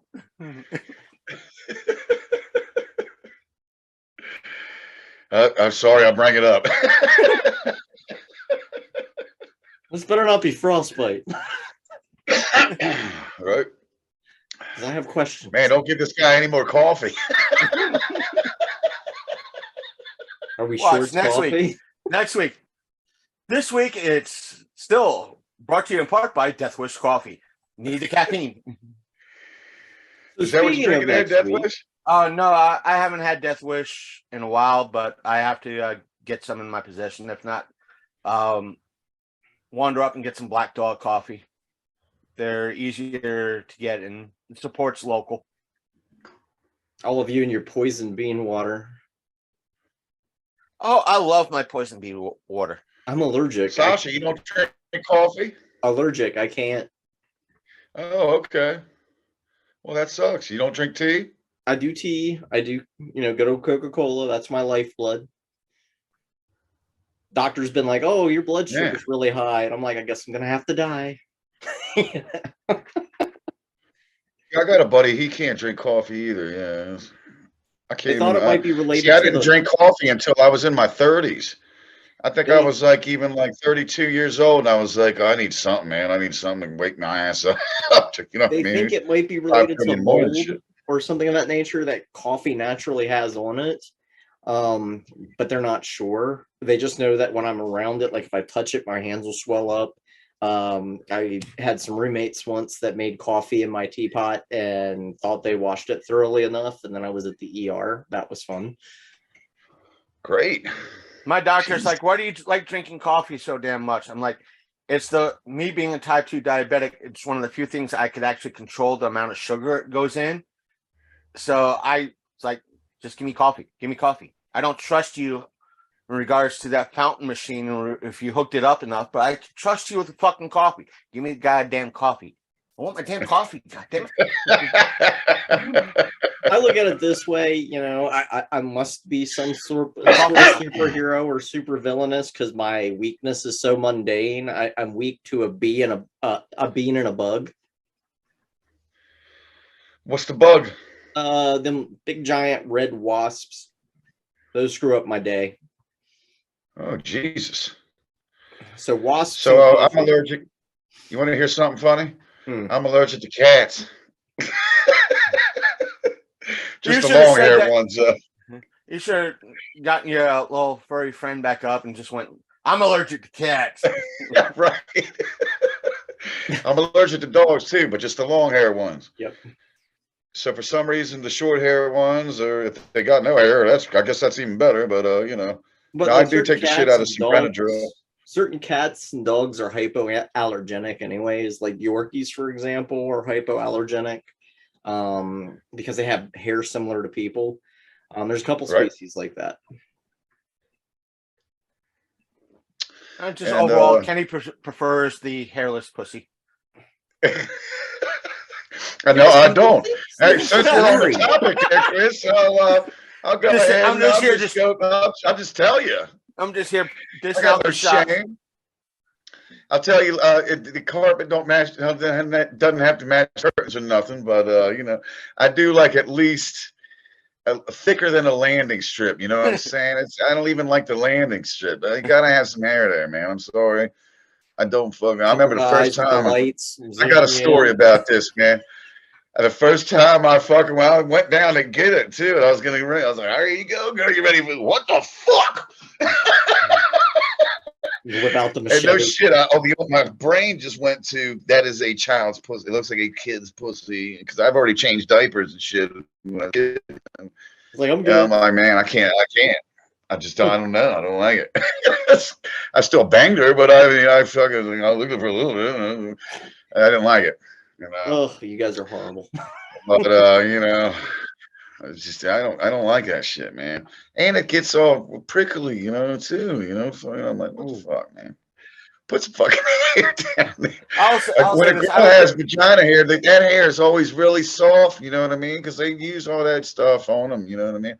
And it's soft hair. So what the fuck is wrong with it? We're back to Chris's product and his beard. That's right. Hey, you guys want to meet my wife? Yeah, sure. You guys want to meet my wife? Come here. Your wife is a hot mess right now. Come here. Hey, she's like you all too. She likes the Star Wars and all that stuff, and you know, I don't want to say nerds though, but this is there we go. This is my beautiful wife. This is Stacy Ballztank. Hi. She's presently hiding the chain where you have her chained up against the wall. That's right. Well, it's on her foot, so she won't see it. No, okay, I have her hobbled. Hey, I'll give her a piece of ice cream later on. You know what I mean? Piece of my, you know. Kenny comes out with a 2x4 and a mallet. This is what I call ice cream. Tell her about the hairy pussy, honey. Don't fucking, you know what I'm saying? What about hairy pussy? Do I like shaved pussies? I think you just like pussy. I don't think you care what's on the pussy. We have evolved. Well, the woman knows her old man, I guess. You know what I mean? Can't blame that. I know. That's right. That's right. We had some sweetness there. Oh, when I finally, Sasha, you know damn well when I finally post this up, it's going to go like, yeah. And the whole Podbean's going to ask, like, yeah, is this going to be safe for everyone? No. Parental advisory. It's going to need that parental advisory. Yeah, it's going to need that. And 47 states. This is going to be illegal in 47 states and 3 counties. And I just copy it for the thumbnail. I just copy the art from Faces of Death. Heck with the full length of descriptions. Like, this episode is going to be illegal in 47 of the United States, and it's going to make sheep in 3 countries blush. Yeah, we're all over the place, I guess, you know. Yeah, we're out there. You guys, Sasha, you mentioned that Blue Beetle and all that stuff, and they're like the origins of comic books and all that. Well, so I really just assumed my wife knew all of that. And so I went to her and I was like, hey, so can you tell me anything about Blue Beetle and the comic book origins or something like that? And she goes, man, I didn't really get into comic books, to be honest with you. I mean, I like the movies. And I was like, damn. This is Grant. We don't have a whole lot of time to. We don't have a whole lot of time to get into it, but like my biggest thing is if it's not Superman, Wonder Woman, or Batman or Spider-Man, they're starting with the new character and not the person that started out the whole thing. Like, for example, the original Blue Beetle was a character named Dan Garrett. And now, like, the current Blue Beetle is something Reyes, which is intriguing because nobody focuses back on Dan Garrett. And it's kind of like with the Flash. Everybody talks about Hal Jordan. No, you're talking about, in regards to Flash, you're talking about, I think... yeah, but the one now is Hal Jordan. Hal Jordan or John Stewart? Hal Jordan is Green Lantern. Oh, okay. Well, You don't know none of this? I know about Green Lantern and Flash a little bit. but the thing of it is the original Green Lantern wasn't Hal Jordan or John Stewart. It was a whole other guy. And like history's completely blacked him out. And then you have the Flash, going back to the Flash. It's Barry Allen. Everybody focuses on Barry Allen, but there was a guy before Barry Allen. Right. The thing is, with like Barry Allen, Wally West, and that whole aspect, yeah, they are more well known. And whereas with like Green Lantern, everybody recognizes John Stewart, or I think Hal that's Jordan. not Hal Jordan and John Stewart, as two of the latest versions in regards to everything. But so they're the most recent and most well known. But with companies like DC, that every time you sneeze, it's a reboot. It's kind of hard to remember the original because they're always rebooting it. It's kind of like Ant-Man. Like, yeah, in the new Ant-Man, they did have the original Ant-Man as a background character, but the main one is played by Paul Rudd. Right. I was getting ready to ask that question. A lot of folks, from my understanding, it's like they'll go with the current version because a lot of the diehard nerds, comic book nerds, are more familiar with the current iterations than they are the original. Meaning, unless you are a boomer nerd, then you ain't going to know who, you might not really know who Hal Jordan or Barry Allen currently is, but you might know the original versions of all that. And that's what trips me out, though, because it's like, if you're Superman, you're automatically Clark Kent. We don't skip to any other Superman or Wonder Woman. It's Wonder Woman. I wish they would bring back all the S&M and bondage stuff from the original comics, but we got a nice documentary on that, so it is what it is. I know about that stuff. And then I like that new Wonder Woman movie. I watched that. Now, see, can we backtrack a little bit? So I didn't watch Ant-Man yet. So is that good? I like Paul Rudd. I haven't seen the current Ant-Man movie. I've heard mixed. The first Ant-Man movie was good. There's a different Ant-Man movie? No, he's talking about Paul Rudd.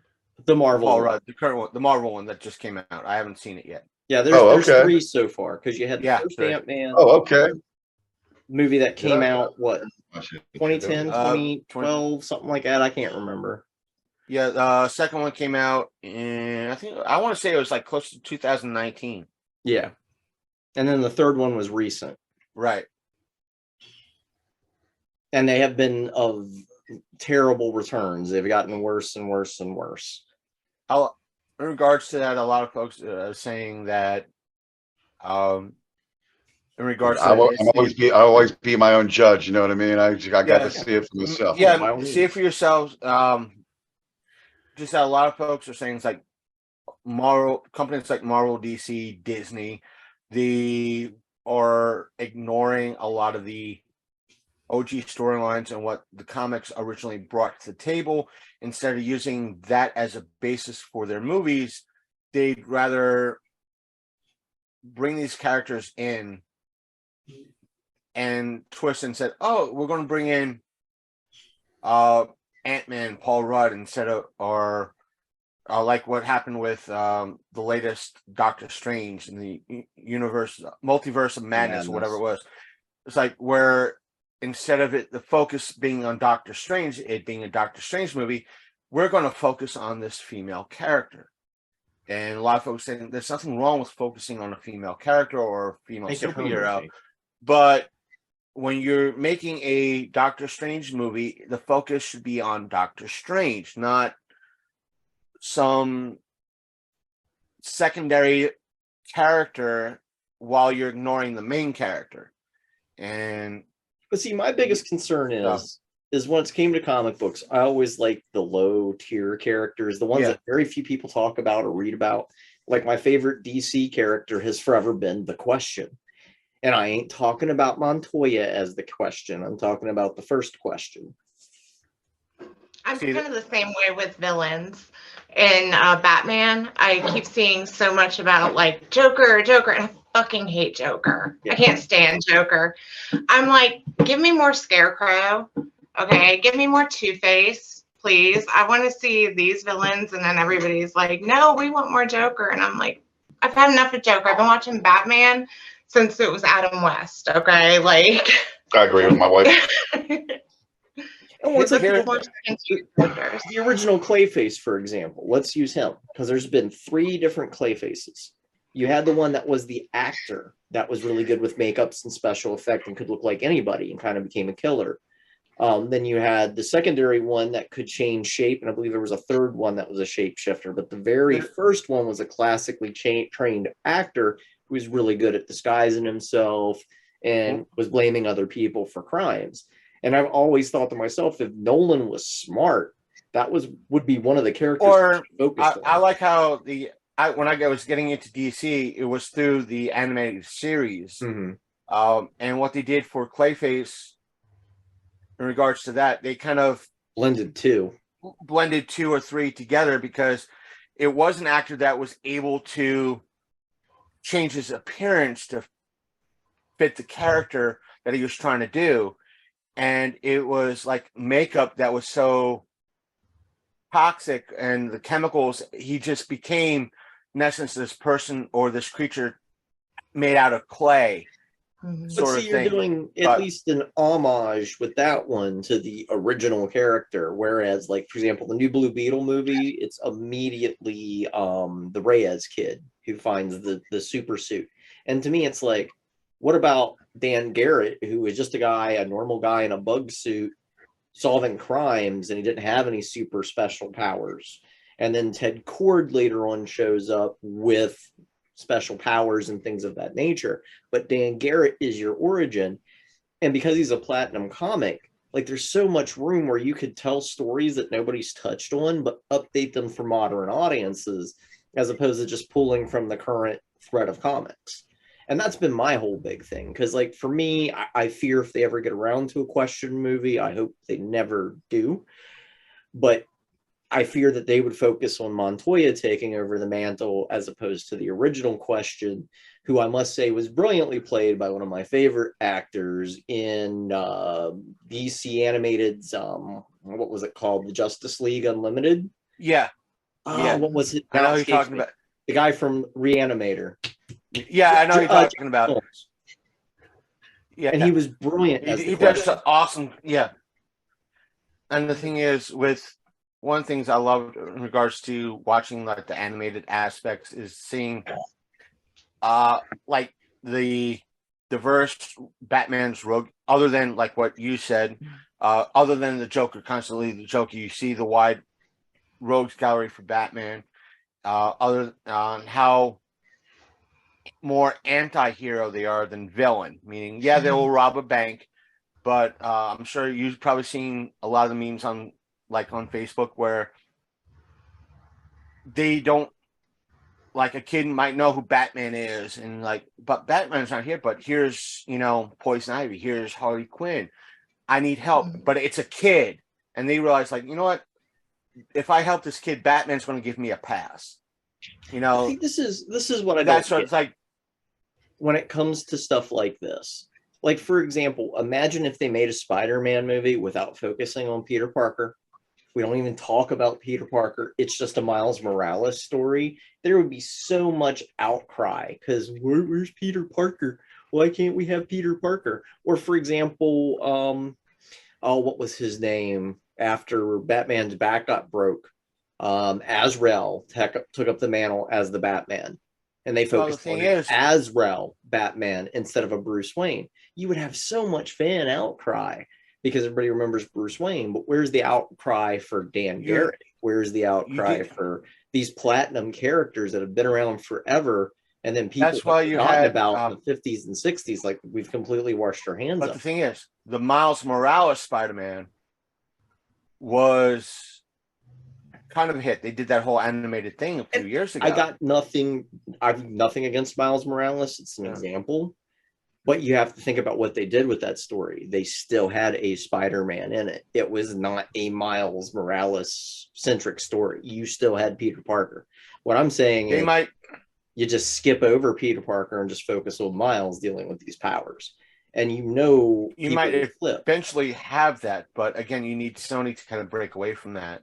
And what I loved about like seeing in regards to like the Flash, you see it in like Justice League a little bit, and more so in some of the other stuff, but it's mostly focused in Justice League animation show with Flash's Rogue Gallery, where Flash went missing for a bit, and some of the other Hey, you want to say you bye? know, Well, yeah, I didn't want to interrupt them. They're talking. no, I'm sorry. no, It was sorry. nice talking to you guys for a little bit. Nice I'm talking gonna to. go down. No, cool. But what happened was in essence, the OG Flash and the Wally West Flash were filling in for Barry, and they went after kind of the Rogues Gallery that was causing mayhem. And the Rogues Gallery was like, wait a minute, you're not our Flash. Who the hell are you guys? We want our Flash.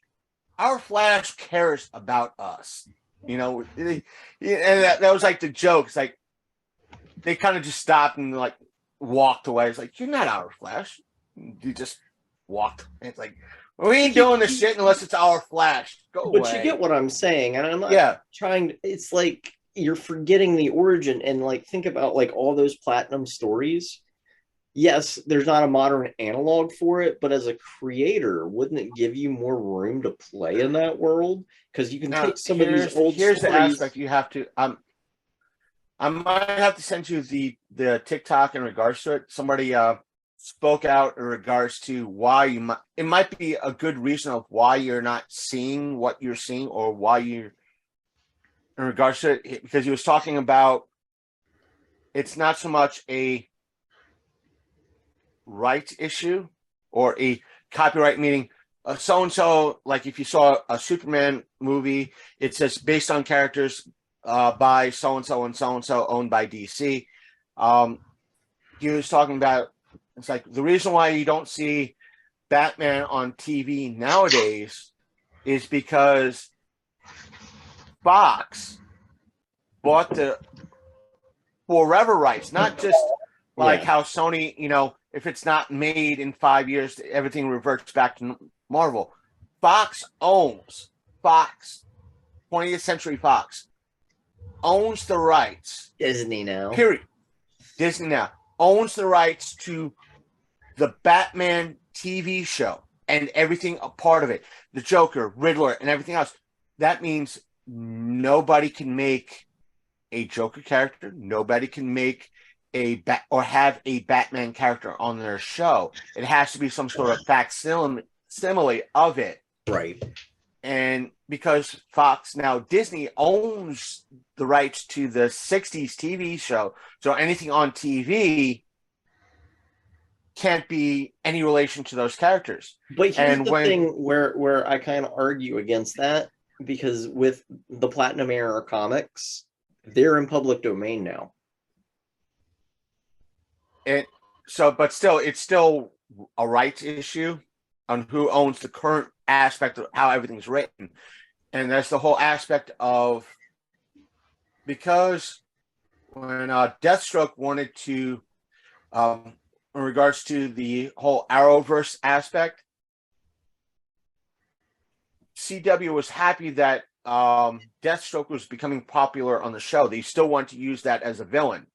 But Warner Brothers and DC both said, no, we're going to create the movieverse in regards to this, and we want to use Deathstroke. So you guys for the CW can no longer use Deathstroke. Ever. Don't you dare. And so they stopped using that.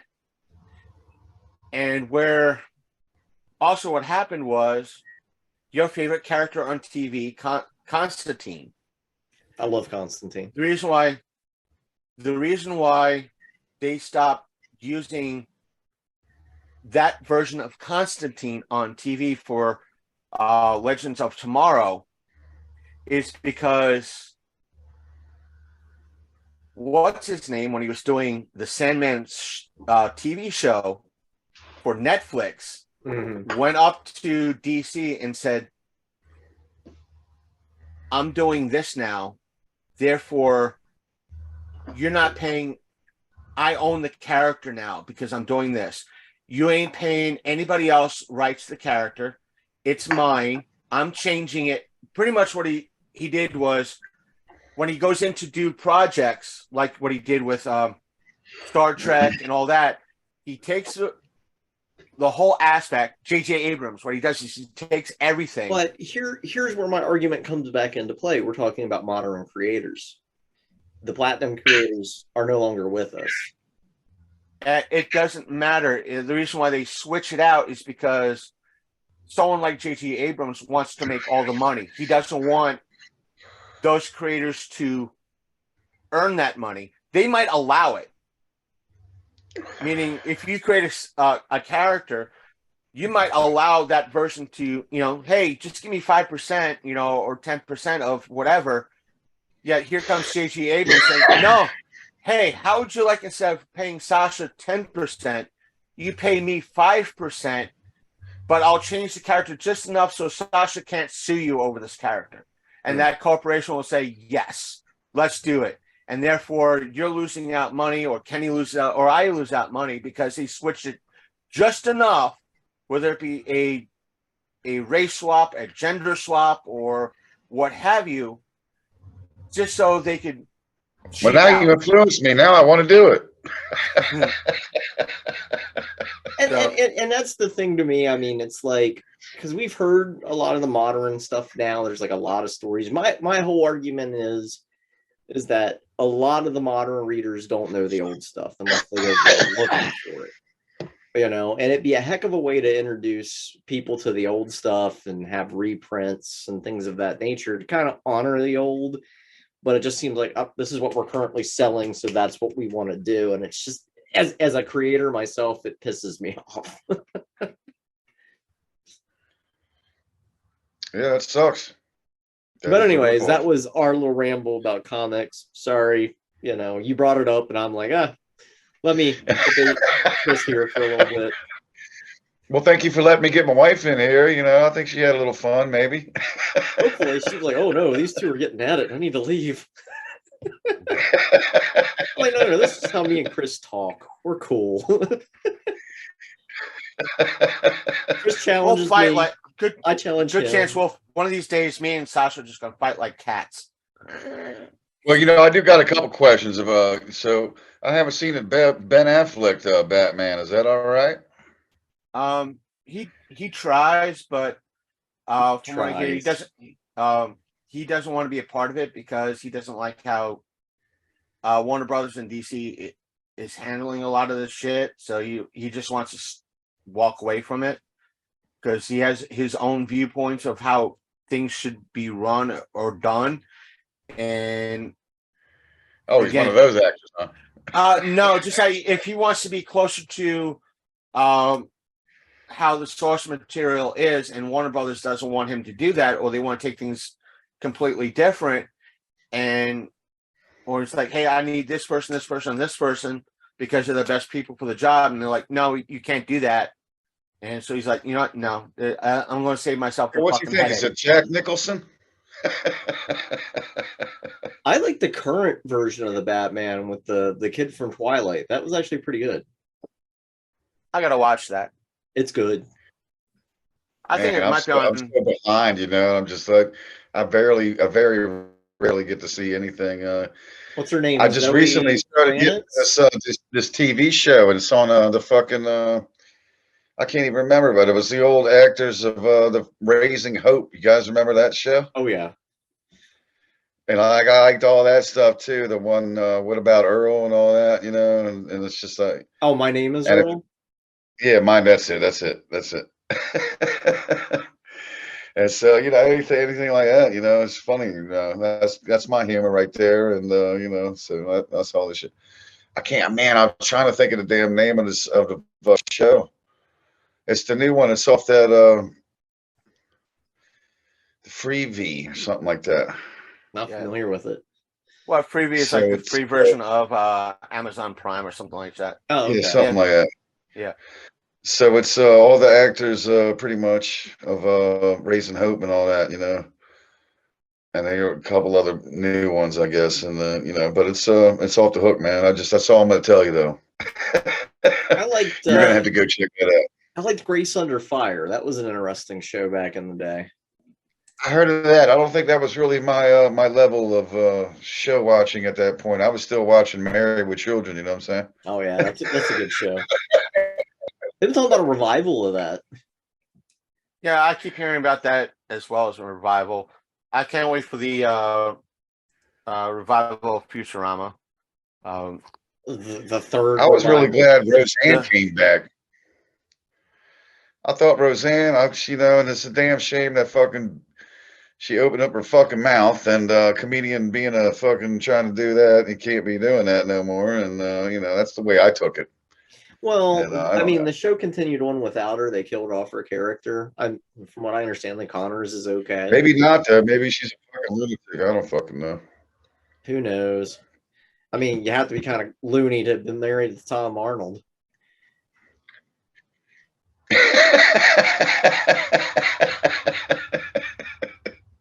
No, it looks like Chris dropped out.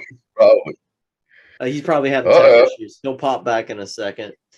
But no, we talk about all kinds of stuff in here, like horror, comics, video games, etc. I don't know how well you get into the video game scene, but I know you got to get into horror movies. I mean, come on, that's kind of like a must. I can't even. I haven't played. You know what the last video game I played was? Pac-Man. Tony Hawk. Oh yeah, which one?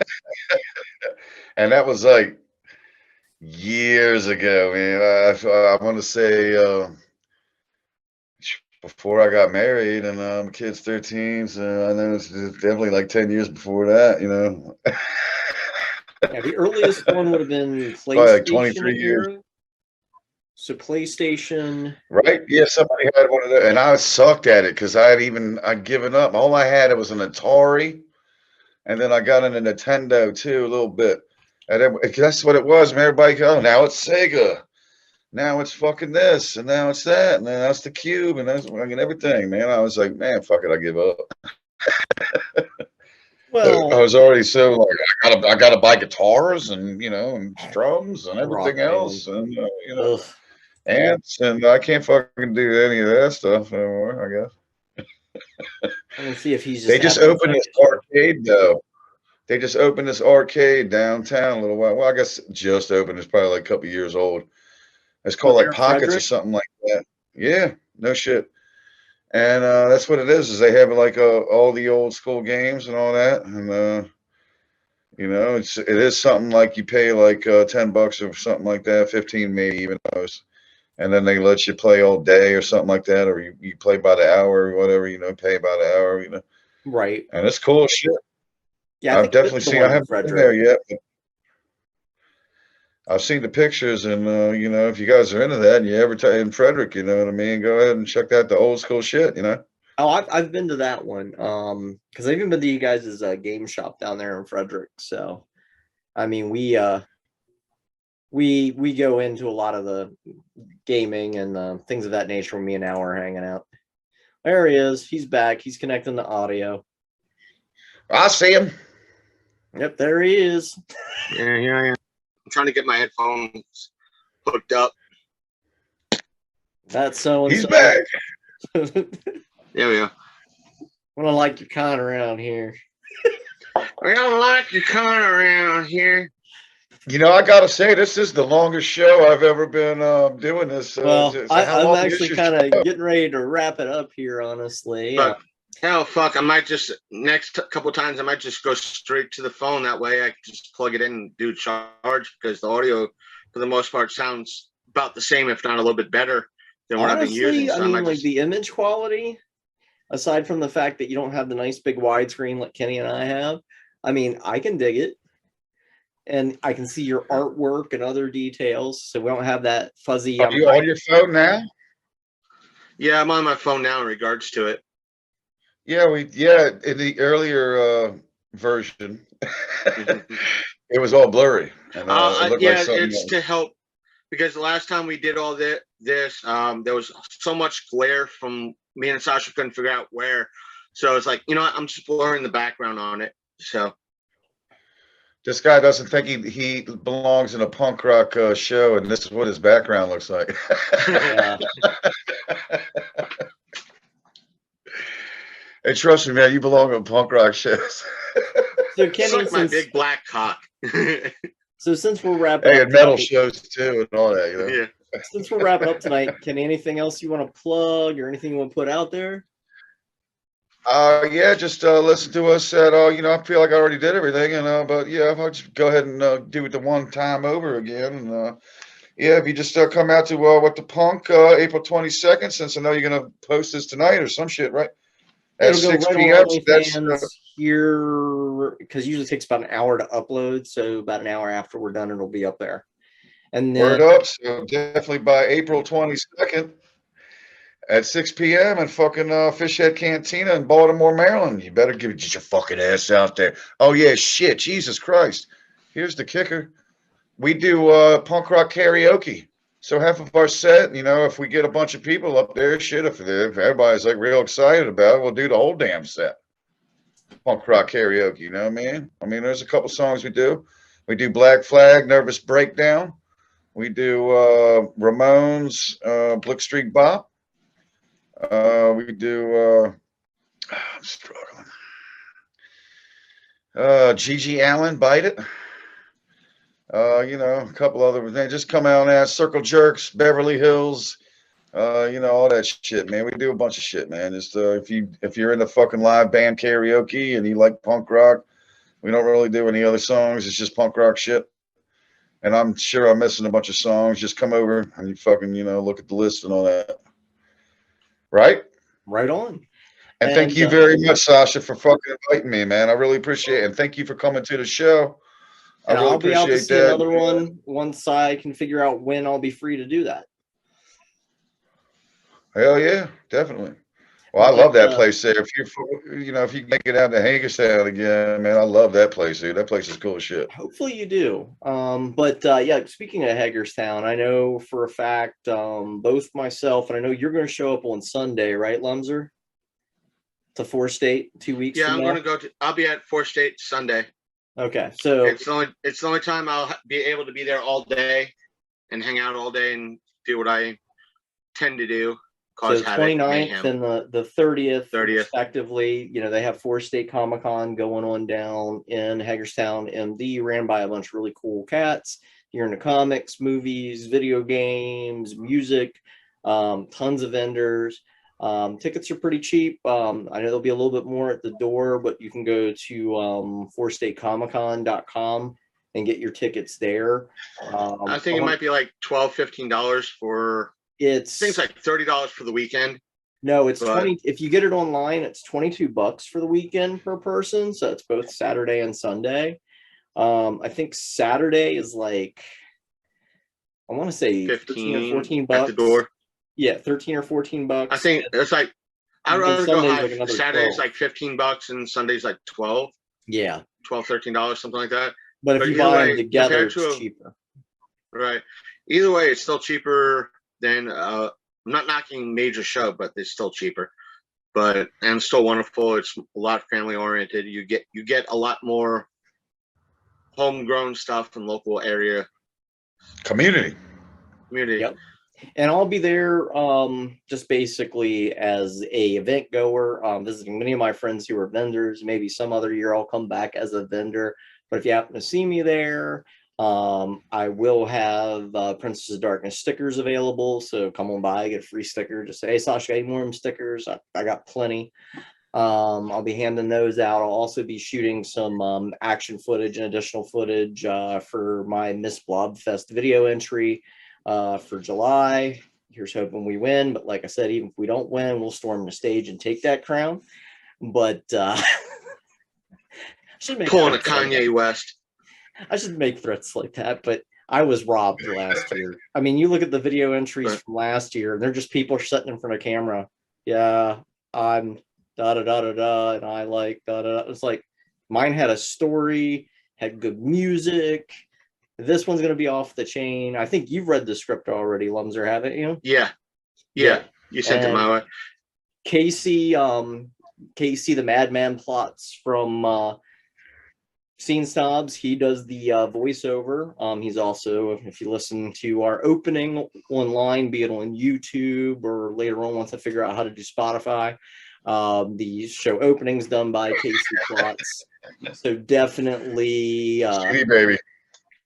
But definitely check them out on the Scene Snobs. But next weekend you can probably catch, me or Lumzer there. 2 weekends. I'll be at 4th State. I'll have at least what leftover freebie dice that I'll be carrying around to hand out for folks.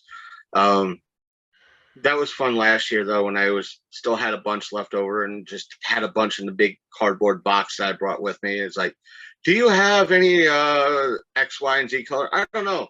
Here's the box. And they're like, and they were just like, I get to root in the box. I'm like, yep, you get to root in the box. Have fun. But yeah, come on out, meet up with us. If you're into movies, I know I'll be heading up to one of the showings at Warehouse Cinemas to see Evil Dead Rise that weekend on Saturday. And then rumor has it, nice, that's right, a new Evil Dead movie. Yep. And then rumor also has it that we may be making an appearance at the 710 Lounge there, not too far from Leitersburg Pike, for anybody interested in after party festivities. So you're always welcome to annoy the fuck out of me. Yep. I'm going to come down and give you Hey, Chris, I wanted to say thank you too. I didn't get to say thank you yet. Thank you, buddy, for having me again, man. No problem. Interviewing me and shit again. Hey, you roast me, I roast you. That's right, baby. So is that an ox roast or a pig spit roast? Are you asking me? I'm like, which is which here? A long pig roast. Silent green. I prefer ox roast. Well, anyways, as always, you've been listening to Sasha After Dark, the podcast of darkness, brought to you by me, Sasha Constantine Monroe, aka Sasha the Princess of Darkness, along with, of course, the Mad Martinsburg Man. That would be Christopher Lumzer. If you haven't checked it out, also check out find Long Coat Mafia podcast on YouTube. Yeah, we're on YouTube, and I should send over our Linktree link to Sasha so she could help share it in the description, all that fun jazz to give us all. That way you have access to all our link and all fun shit in regards to that. So plan on extra content coming up. Indeed. And as I always say after every episode, unpleasant screams.